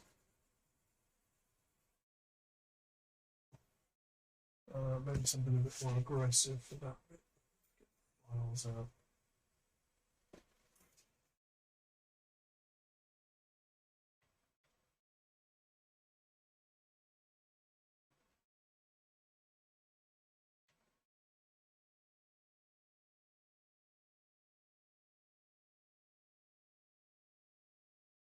Now that Sam has seen a Star Wars, I know she hasn't seen Revenge of the Sith yet. That's where we're up to. And then she's got to watch the prequel trilogy. Do you think, Brian, that now might be a good opportunity for her to watch Mandalorian? Because we've kind of turned Monday nights into like Discord watch party with Last of Us. And I already missed that. I mean, I'm already missing Sam an absolute ton. I've only been back a few days. I'm already planning my next trip out there, but once we get our PC up and running, which should be tonight, once she gets back from work, I'm going to take her through how to swap out the power supply. Get our Discord, our Monday night Discord watch party going, and maybe switch to something like Mandalorian. No, hang on. I've got Discord open.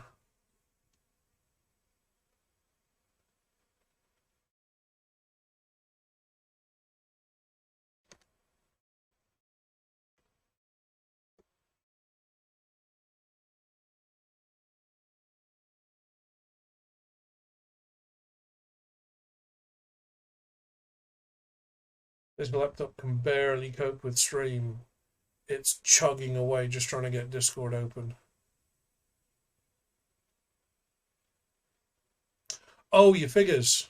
So what, you got your card sheets and what else was it? Was it a figure?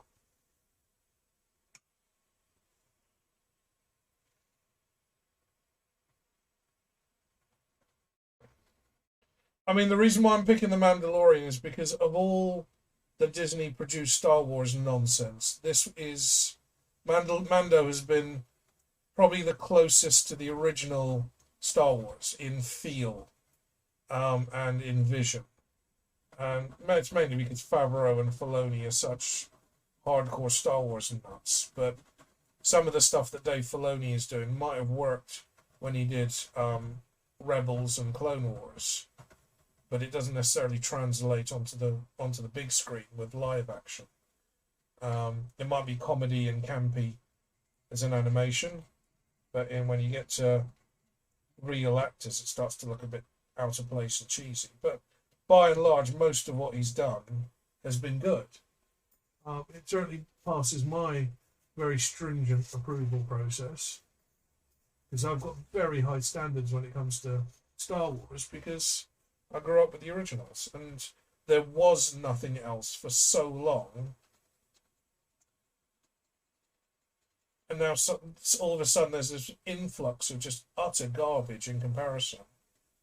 Oh, no, it's meant for the new fans. Well, no, it's meant for all fans. You can't just alienate the core of your community because you're producing crappy work and that's your excuse. Oh, it's only for the new fans. Oh, it's only for kids.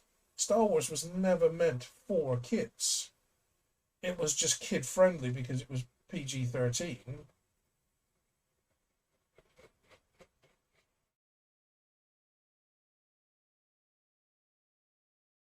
So, yeah, Kathleen Kennedy is going to be getting the chop from Disney soon anyway. Her reign has not been without problem, and she is being usurped. Could have happened to a nicer person.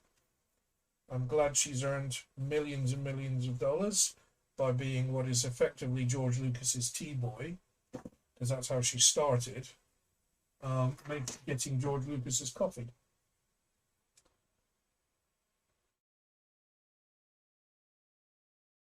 She was his production assistant way back when he first started. So yeah, she's certainly risen up the ranks, and she's done well for herself. I won't knock her for that. But did she have George's vision? I doubt it. And she's demonstrated, I think, over the last couple of years that she really didn't care about Lucas's legacy and cared more about those big money Disney dollars and the political agenda that she's been pushing. I mean, Phantom Menace had enough politics in it before she goes adding even more. Yes, I'm getting controversial, but I'm just talking out loud while I'm working. Okay, that's done. So that's been blended together nicely. I'm going to have to polish it to see how much more needs to be done. I don't want to take too much off the back because the back is about strength, but it does need to kind of blend in. And then we'll solder that together. So that's almost done. This, I'm going to have to use the drill. So let's get the drill out and the buffing wheel.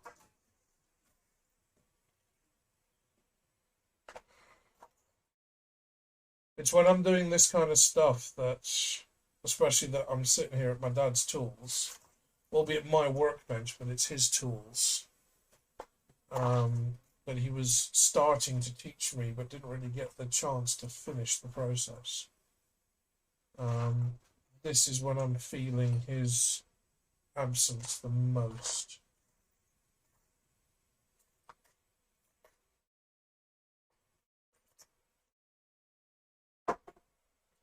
Man down, man down, man down.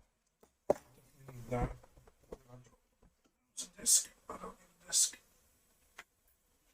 I need a slot head. Where's the other slotted head? There we are. So I've got two types of paper here. We've got some, I think this is 100 grit, and then we've got some emery paper, which is like 600 grit. So that will do most of the work for me.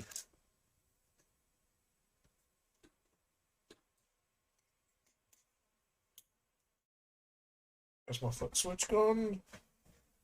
There's my pedal.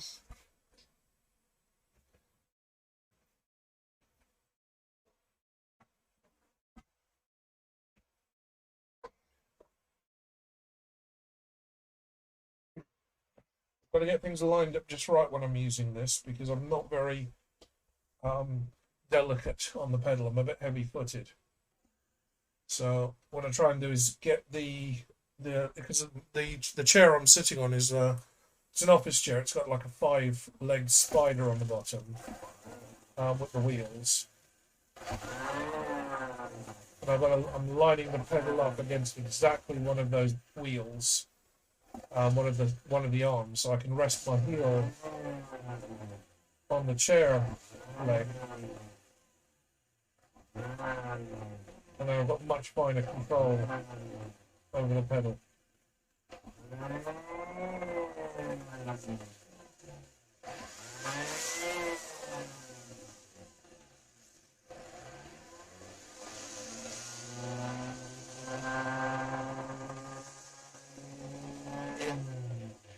I'm going to take off too much, I'm just blending it in.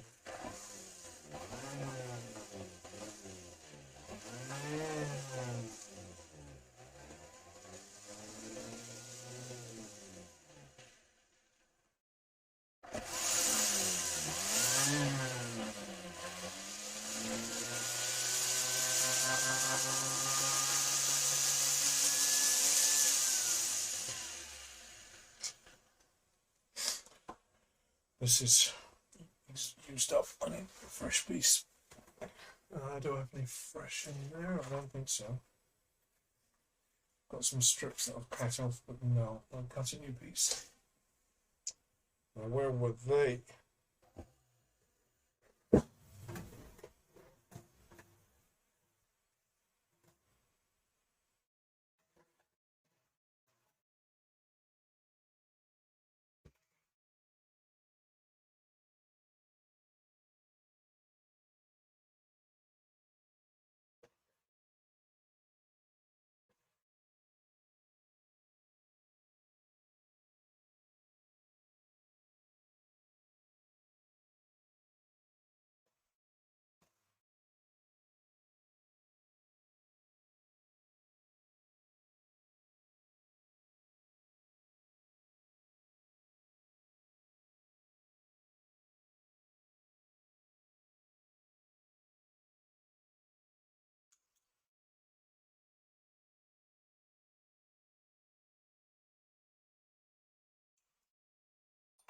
Cutting emery paper with scissors is bad for the scissors.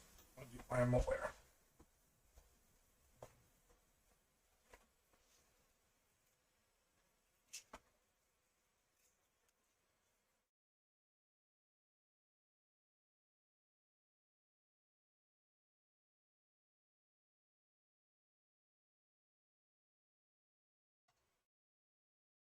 Make sure I got this the right way around.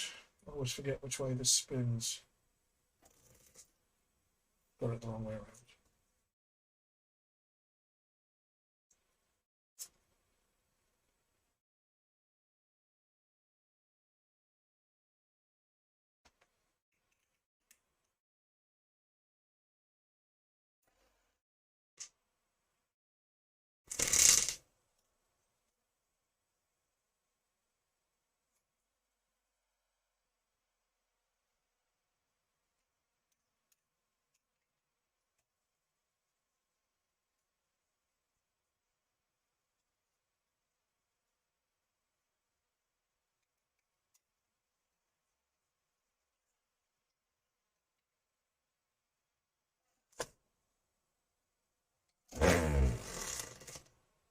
Still got it the wrong way around. How many times do I have to do this?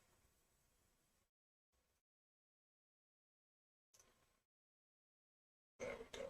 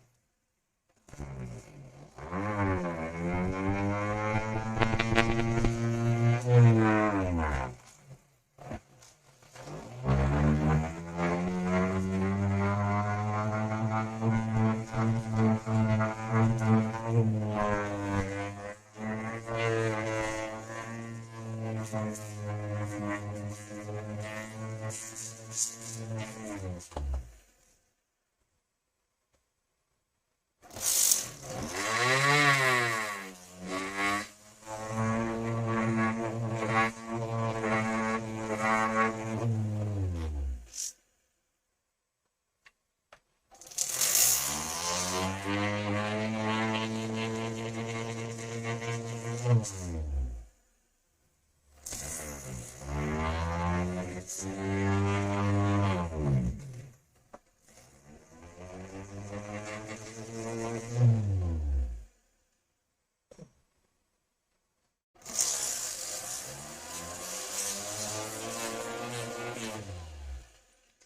we're doing good. So now I need to make this round again, which means mandrel. So this is going to go in there, and I'm going to have to hammer this back into shape.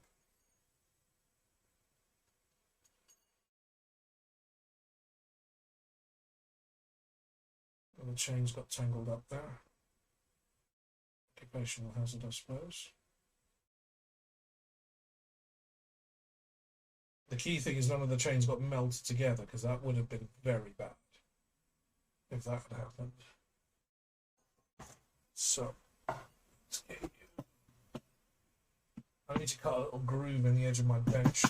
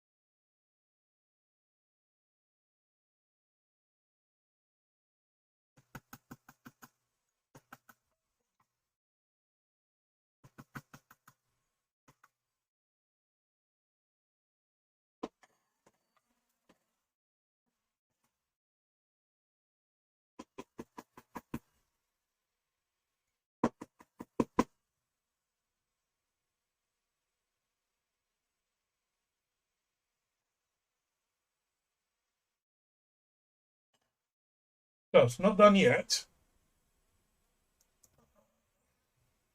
You can still see that there has been work done there. There's a few lumps that I need to smooth out, but I can't take too much off because that's going to end up being a weak spot again. So I'm gonna give it a little bit more, just to blend it in some more, so it doesn't look so lumpy.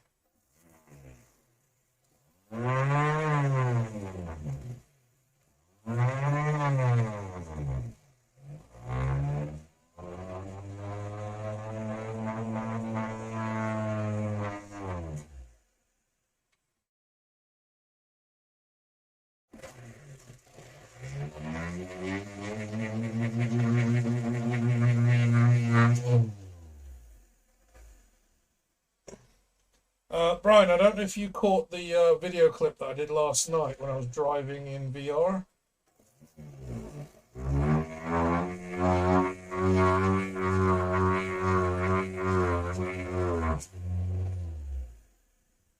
It works so much better than I was expecting.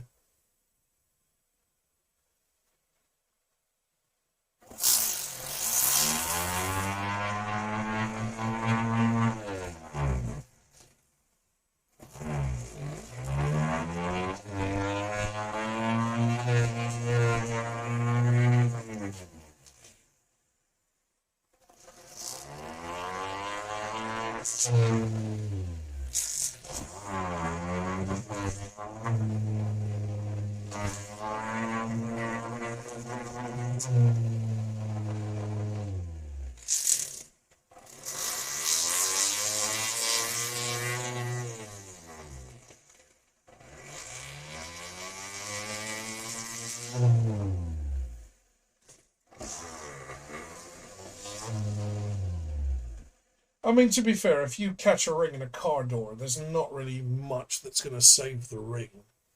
If the ring survives at all, it's a good thing because that's protected your finger. So whether the ring had a weak spot or not, I don't think anything that I would make would survive being shot in a car door. Unless I'd hardened the metal. And I didn't harden the metal because I didn't know. Well, if you temper the metal and make it nice and hard, it makes it brittle, but also it means that that one out, swapping out to the fine paper.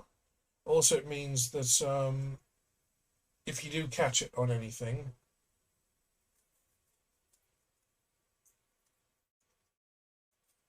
it could break, yes, but it also means that you can't resize it, because just by resizing, like squeezing it down to fit your finger, you're actually doing damage to the structure of the metal.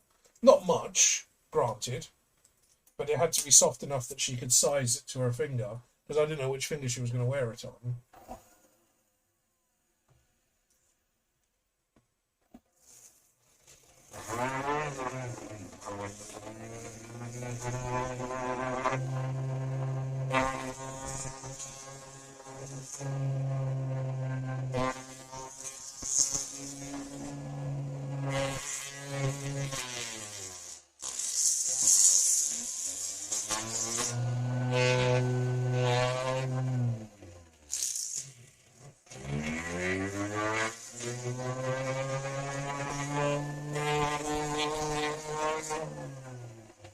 Little bits of paper flying off all over the place.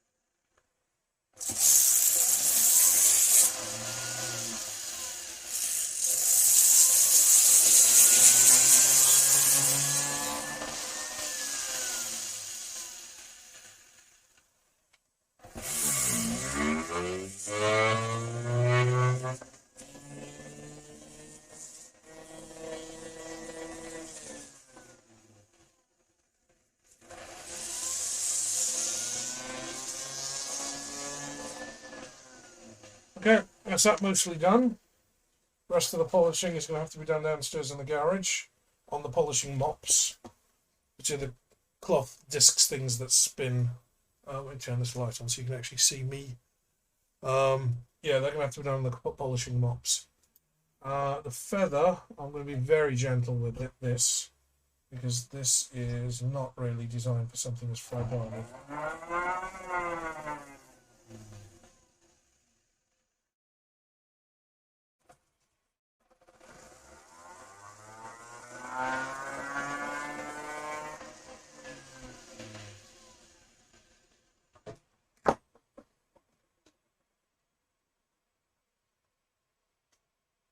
I still need to do some blending in there.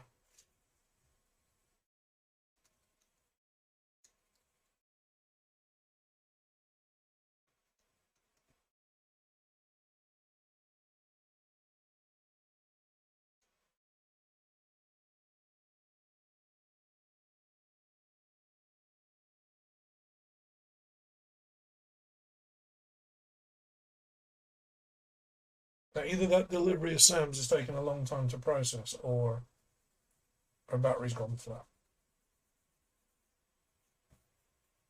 I'm banking on the latter.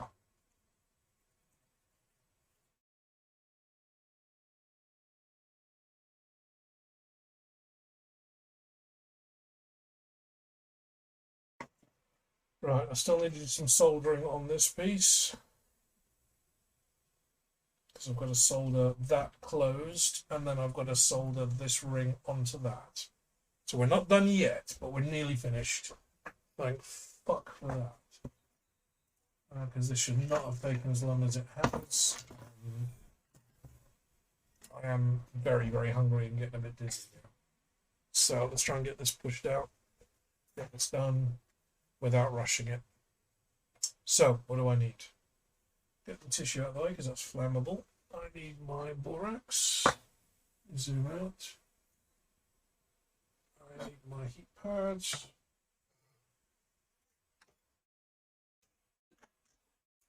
It's gonna go away. Those anymore.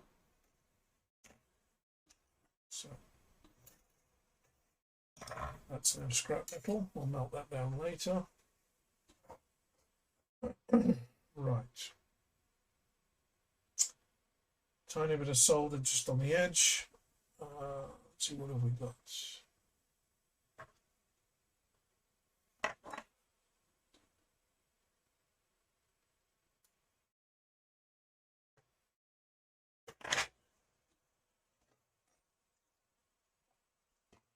So let's give this a bit of a clean. It's kind of grimy under there.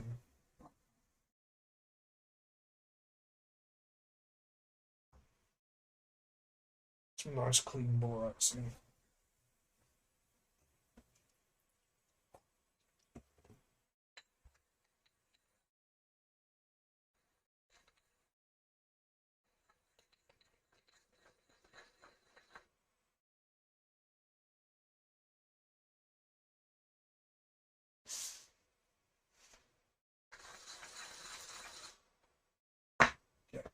That's going to make a mess all over my clothes, not a problem. Everything I'm wearing here needs to go in the laundry. So I'm going to close up this ring.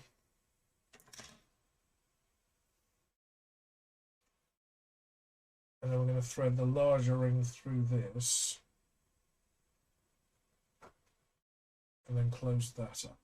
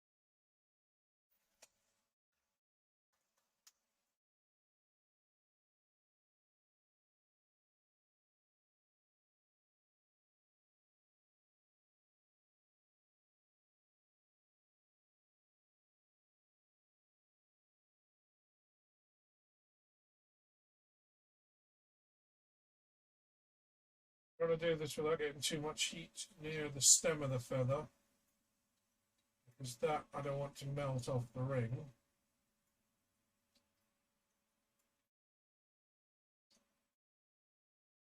So I'm focusing the heat on the top of the ring rather than the bottom.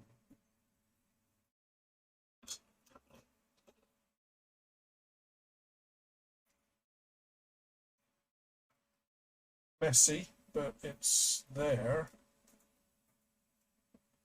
Not looking particularly tidy.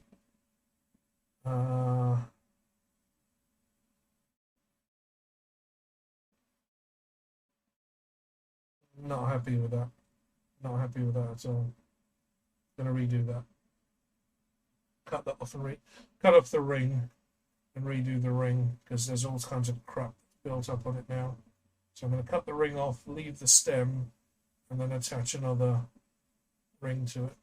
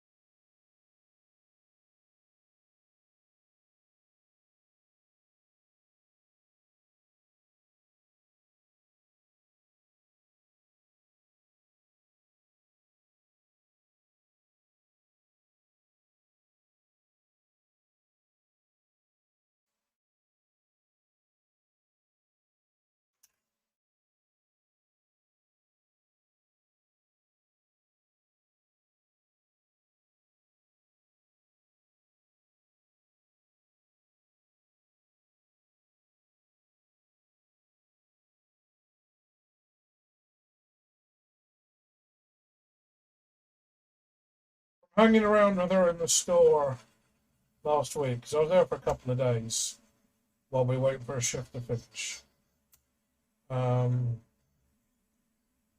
It's quiet in the mornings and you get a little rush just about lunchtime, and then it's quiet again all the way through till maybe 2 in the afternoon, and then you get another rush.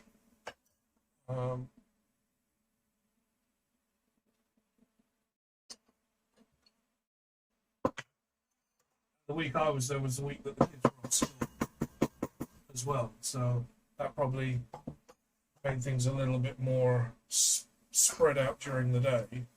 Whereas this week, for example, she's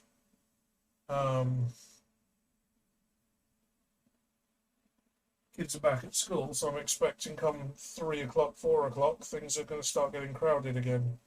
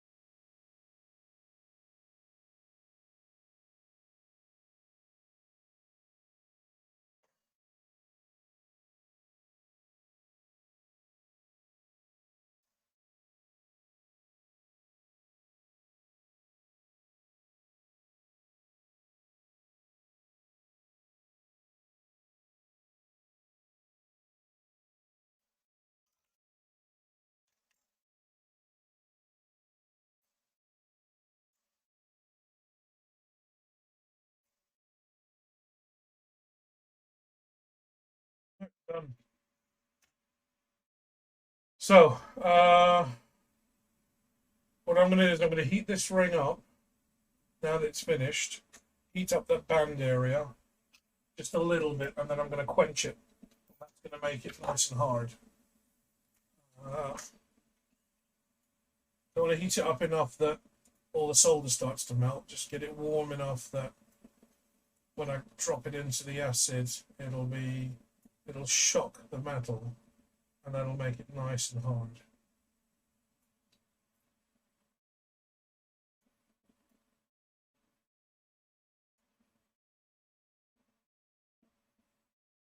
Just till the metal starts to sweat.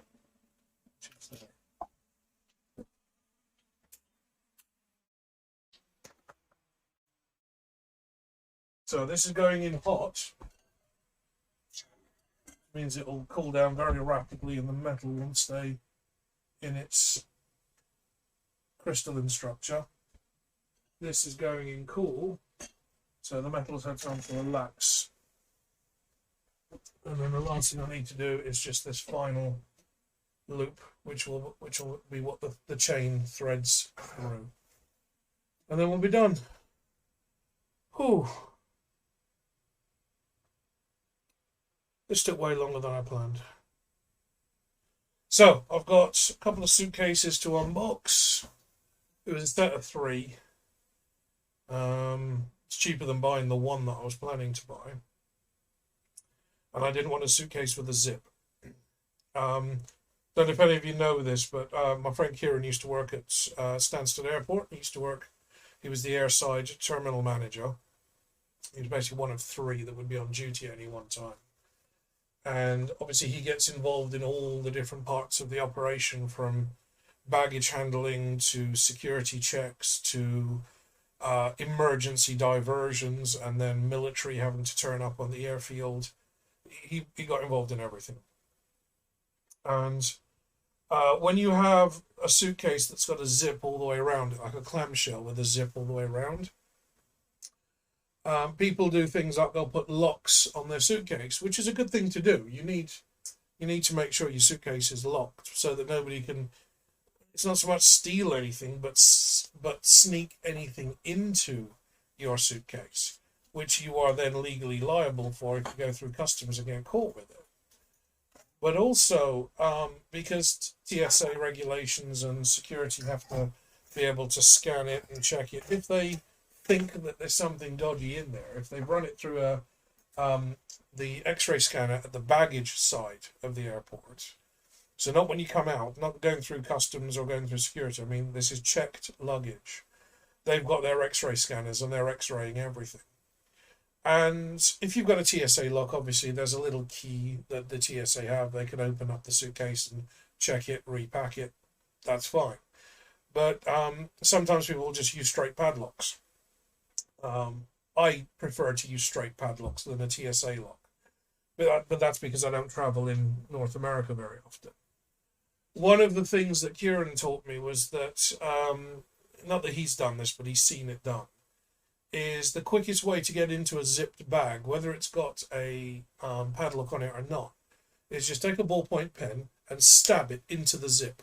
And that separates the teeth of the zip, and then you can just pull it apart. Doesn't matter where the zips are, doesn't matter how securely padlocked they are, you basically punch it through the teeth of the zip, so you separate the teeth, and then the zip will just come apart. Which is sometimes what happens when the baggage is getting handled and it pops open. And then what they can do is they can then open up the bag and then zip it back. You then run the zip reverse way, and it will reseal the zip, even though it was padlocked to begin with. So just because you put a padlock on a zipper suitcase doesn't mean they can't open it and check it. But that's quite a common thing now, and that's quite common knowledge. So sometimes in the dodgier areas, like when you're traveling back home in the Caribbean, it wasn't uncommon for my grandparents to have their suitcases cut open with like a Stanley knife.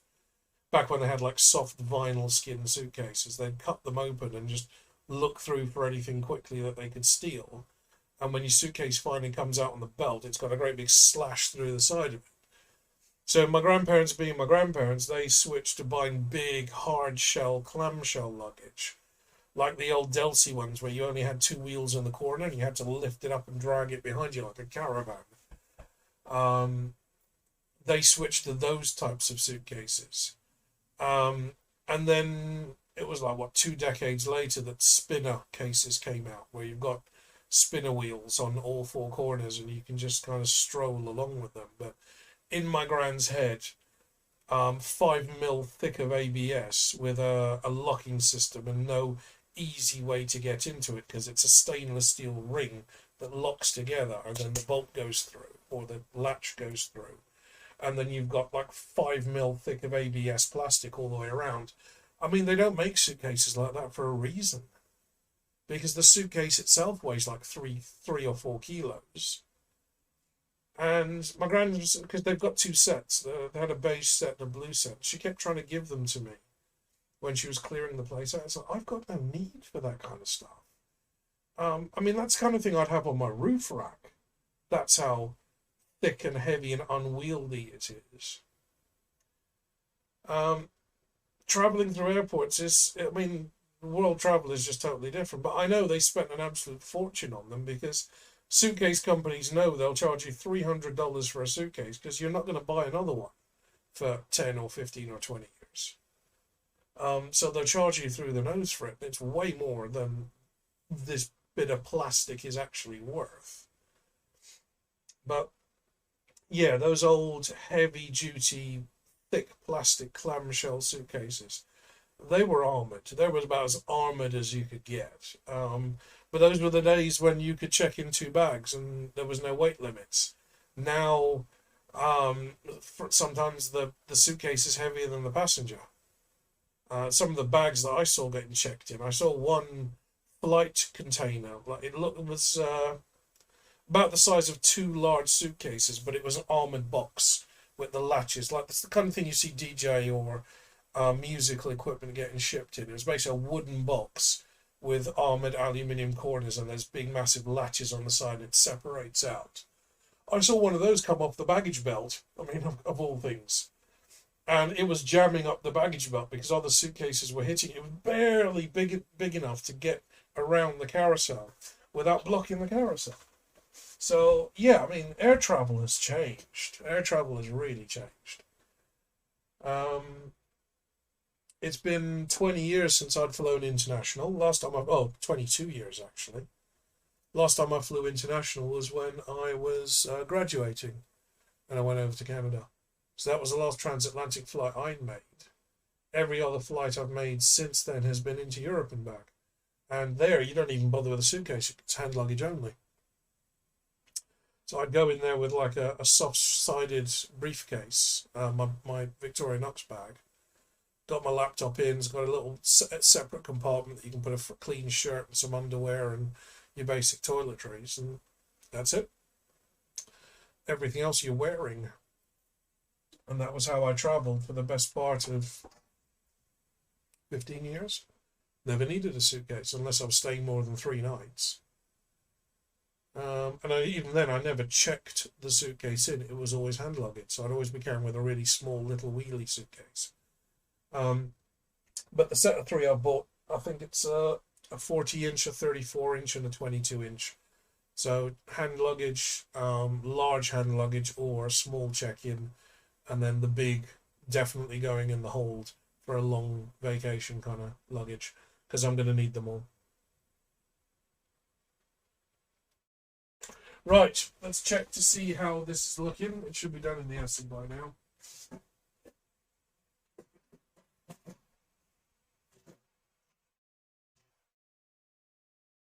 Not safe.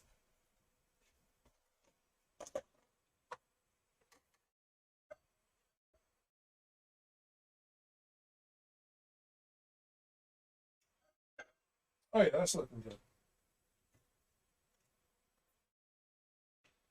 That's what I wanted to see. We got there in the end. I threw away the tissue, didn't I? Cleaned out the borax with it.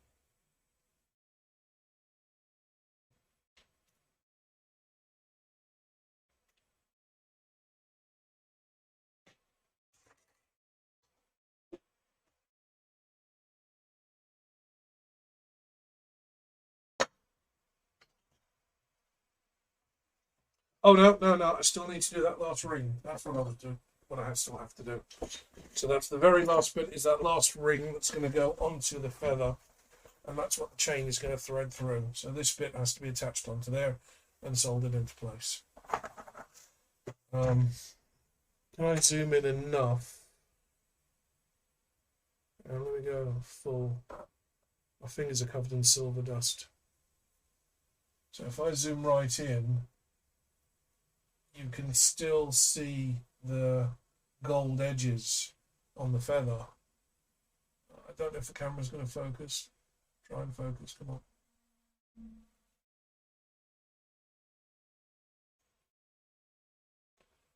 So, okay, that's focused. There, you can just see it. You can see the gold edges on the feather.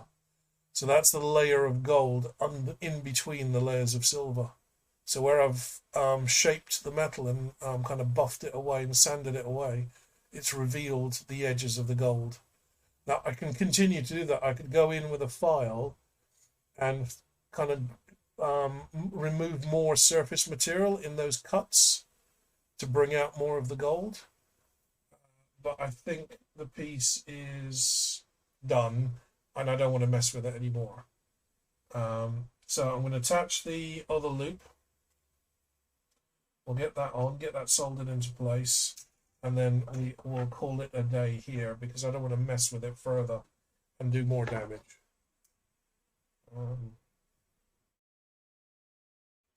So this is going to have to go into the polishing mop. I'm going to have to use the hard mop to get a good cut. And then the soft mop with the rouge to finish off. And then that should be looking pretty much like new again. So, final piece, just a tiny bit of solder, just on the end of that loop. And we will be done. I'm going to get my monitor unboxed. Well, I'm going to go and get something to eat before I pass out. Get something to eat. I'm going to get my monitor unboxed. Make sure it's working, hasn't been damaged in shipping because, you know, Amazon. And then I shall start dismantling my desk, which is going to take at least an hour or two to do. That's not going to be an easy job.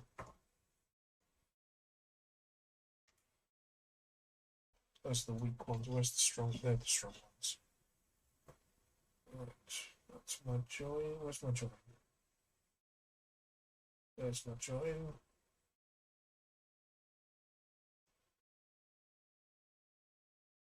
The reason I like using these forceps is because they're steel.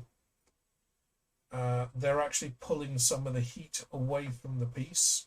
So where I heat up that bit, right there where I need to heat it, that's where the join's going to be. I don't want too much heat getting around and doing any damage to the rest of the piece. So the forceps will actually pull the heat away. And that means I can keep the heat focused where I want it, which is right there.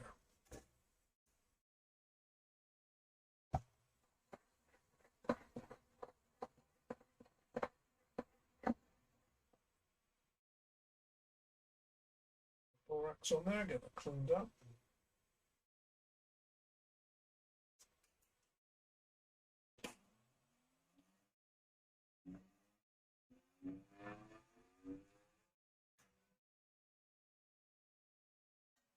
Some more of that extra soft.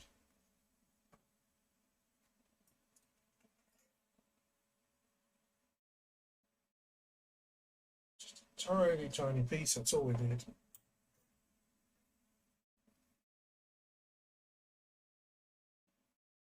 Well, I know it cut. Where did it go? I cut too small a piece.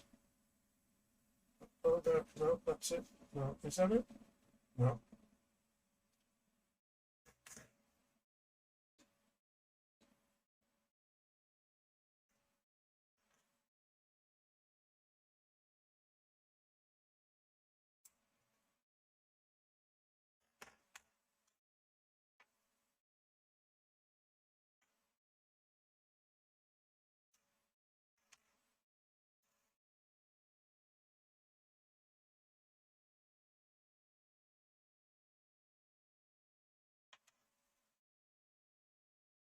Right, this is it. Home stretch.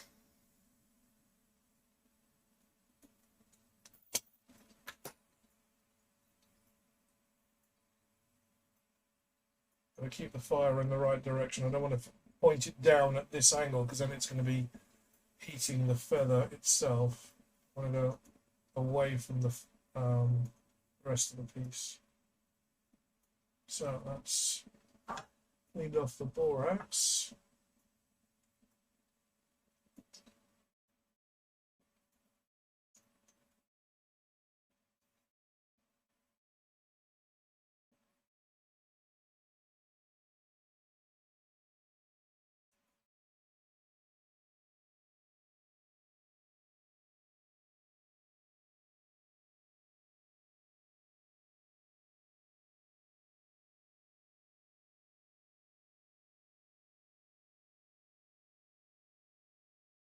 Done. So it's the final piece. So we'll let that cool down. We'll drop that in the acid. And that's about as much as I'm going to be able to do on stream today. The rest will be done in the garage workshop tomorrow when I get the buffing wheels and stuff out. Got the broken off bits of paper from when I was polishing.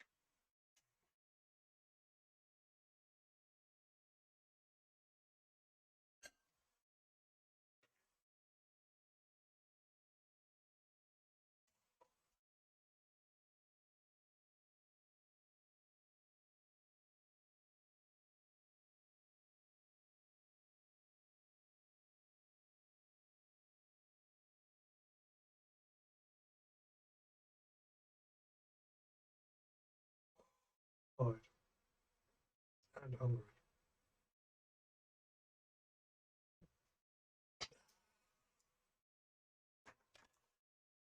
Right, nothing more I can do there. I'm going to wait for that to come out of the acid. In the meantime,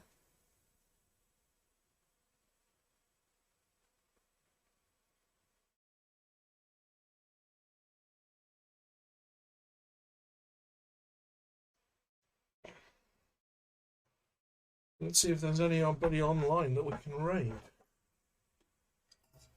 I think it's probably too early for most of our streamers, at least most of the friends. I have to close Discord because this machine can't run OBS and Discord at the same time anymore, it seems. Either the hard drive's getting full and I need to clean up some space, or it's just too old. I think this is a 6th gen Intel laptop. It's about 7 years old now. I bought it when I first went self-employed. So it's had a good run. Need to log into Twitch again.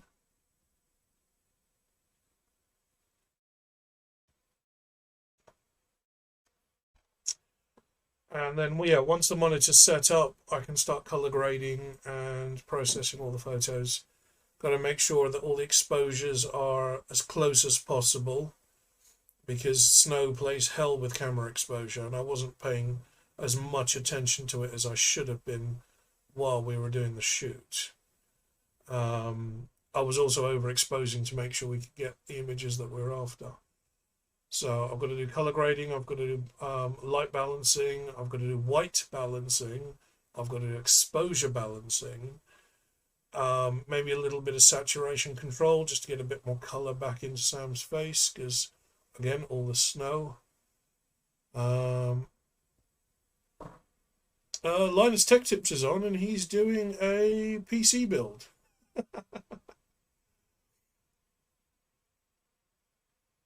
Yeah, a couple of them were really light, but that's because I was in the darkness shooting out towards her, and it was exposing for the sky, which was unfortunate, but is what it is. But because I've shot RAW rather than just JPEG, all the images were shot in RAW format. I can go in there and I can pull that back without you ever knowing that it was done that way. The JPEGs are really just a preview of the image at this stage. Whereas in the old days, I would actually just use the JPEGs, make a few tweaks, and away you go. The kind of work that I've been doing, well, the last kind of work I was doing, the JPEG is just a thumbnail, so you can get an idea of what's on the picture, and then the RAW file is. I think the JPEGs were coming in about 13 megabytes each, so I couldn't send them on Discord, and the RAW files are about 30 each. So they're pretty big files. But that's because of all the data that goes with it. So I can completely change the exposures, color balancing, all that using the RAW files. That's the point. Right, well, we can raid Ginger again, because I raided her yesterday. Or we could raid LTT, who is doing a live PC build with nearly 5,000 viewers. Ginger's got 197. She's doing a massive push at the minute. Minnie Morgan's on. I don't know why I followed Minnie Morgan. Why did I follow Minnie Morgan? She's got 37 viewers in. She's probably the lightest of all the streamers I follow at the minute. So, yeah, let's go raid Minnie Morgan.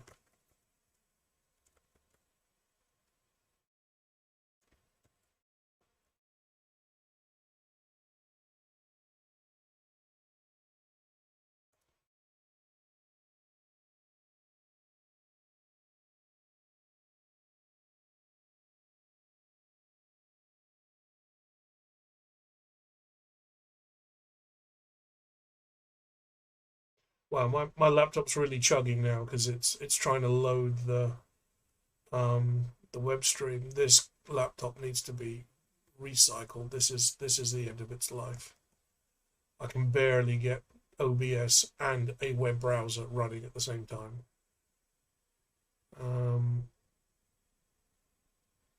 Oh well, yeah, I'll check it after, Brian. I had to close it just to keep this machine working. So let's get. I don't know what she's doing because it's taking forever to load her stream. I keep getting electric shocks off my drill. Don't know what that's about.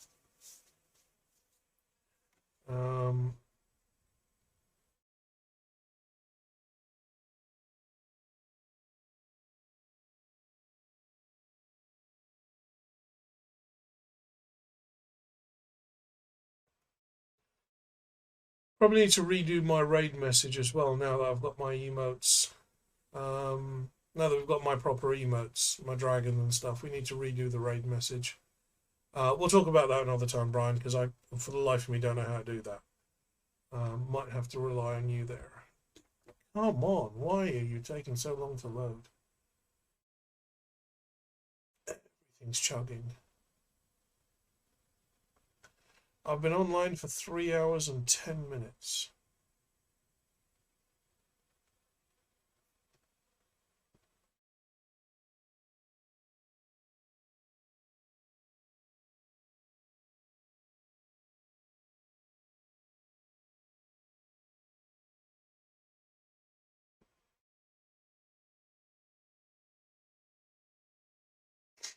I think Sam might have raided Minnie Morgan at some point. So no other reason why I would have her bookmarked as a friend.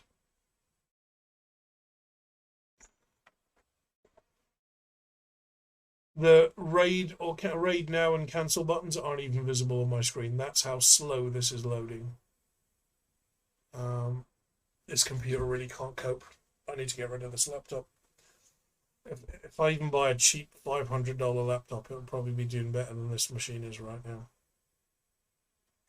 Either that or a wiper and start again. That might fix some of the problems. There's a ton of software loaded on here, which probably doesn't need to be used anymore, since I don't use this laptop for business anymore. I can't even start the raid because the button hasn't appeared in the corner of my OBS window. So I'm going to have to wait till it automatically counts down into the raid. So, thank you very much, guys. I'll be doing some more tomorrow because I've got to finish off the piece and doing some more VR driving maybe tonight and definitely tomorrow. I want to try and get a couple of laps in every day. But we are going to raid Minnie Morgan. Still can't remember how or why I've added her, but of all the people I've got that are online, she has the lowest number of viewers, and that's always a thing for us, going for the underdogs. So, I shall see you later, and thank you for joining.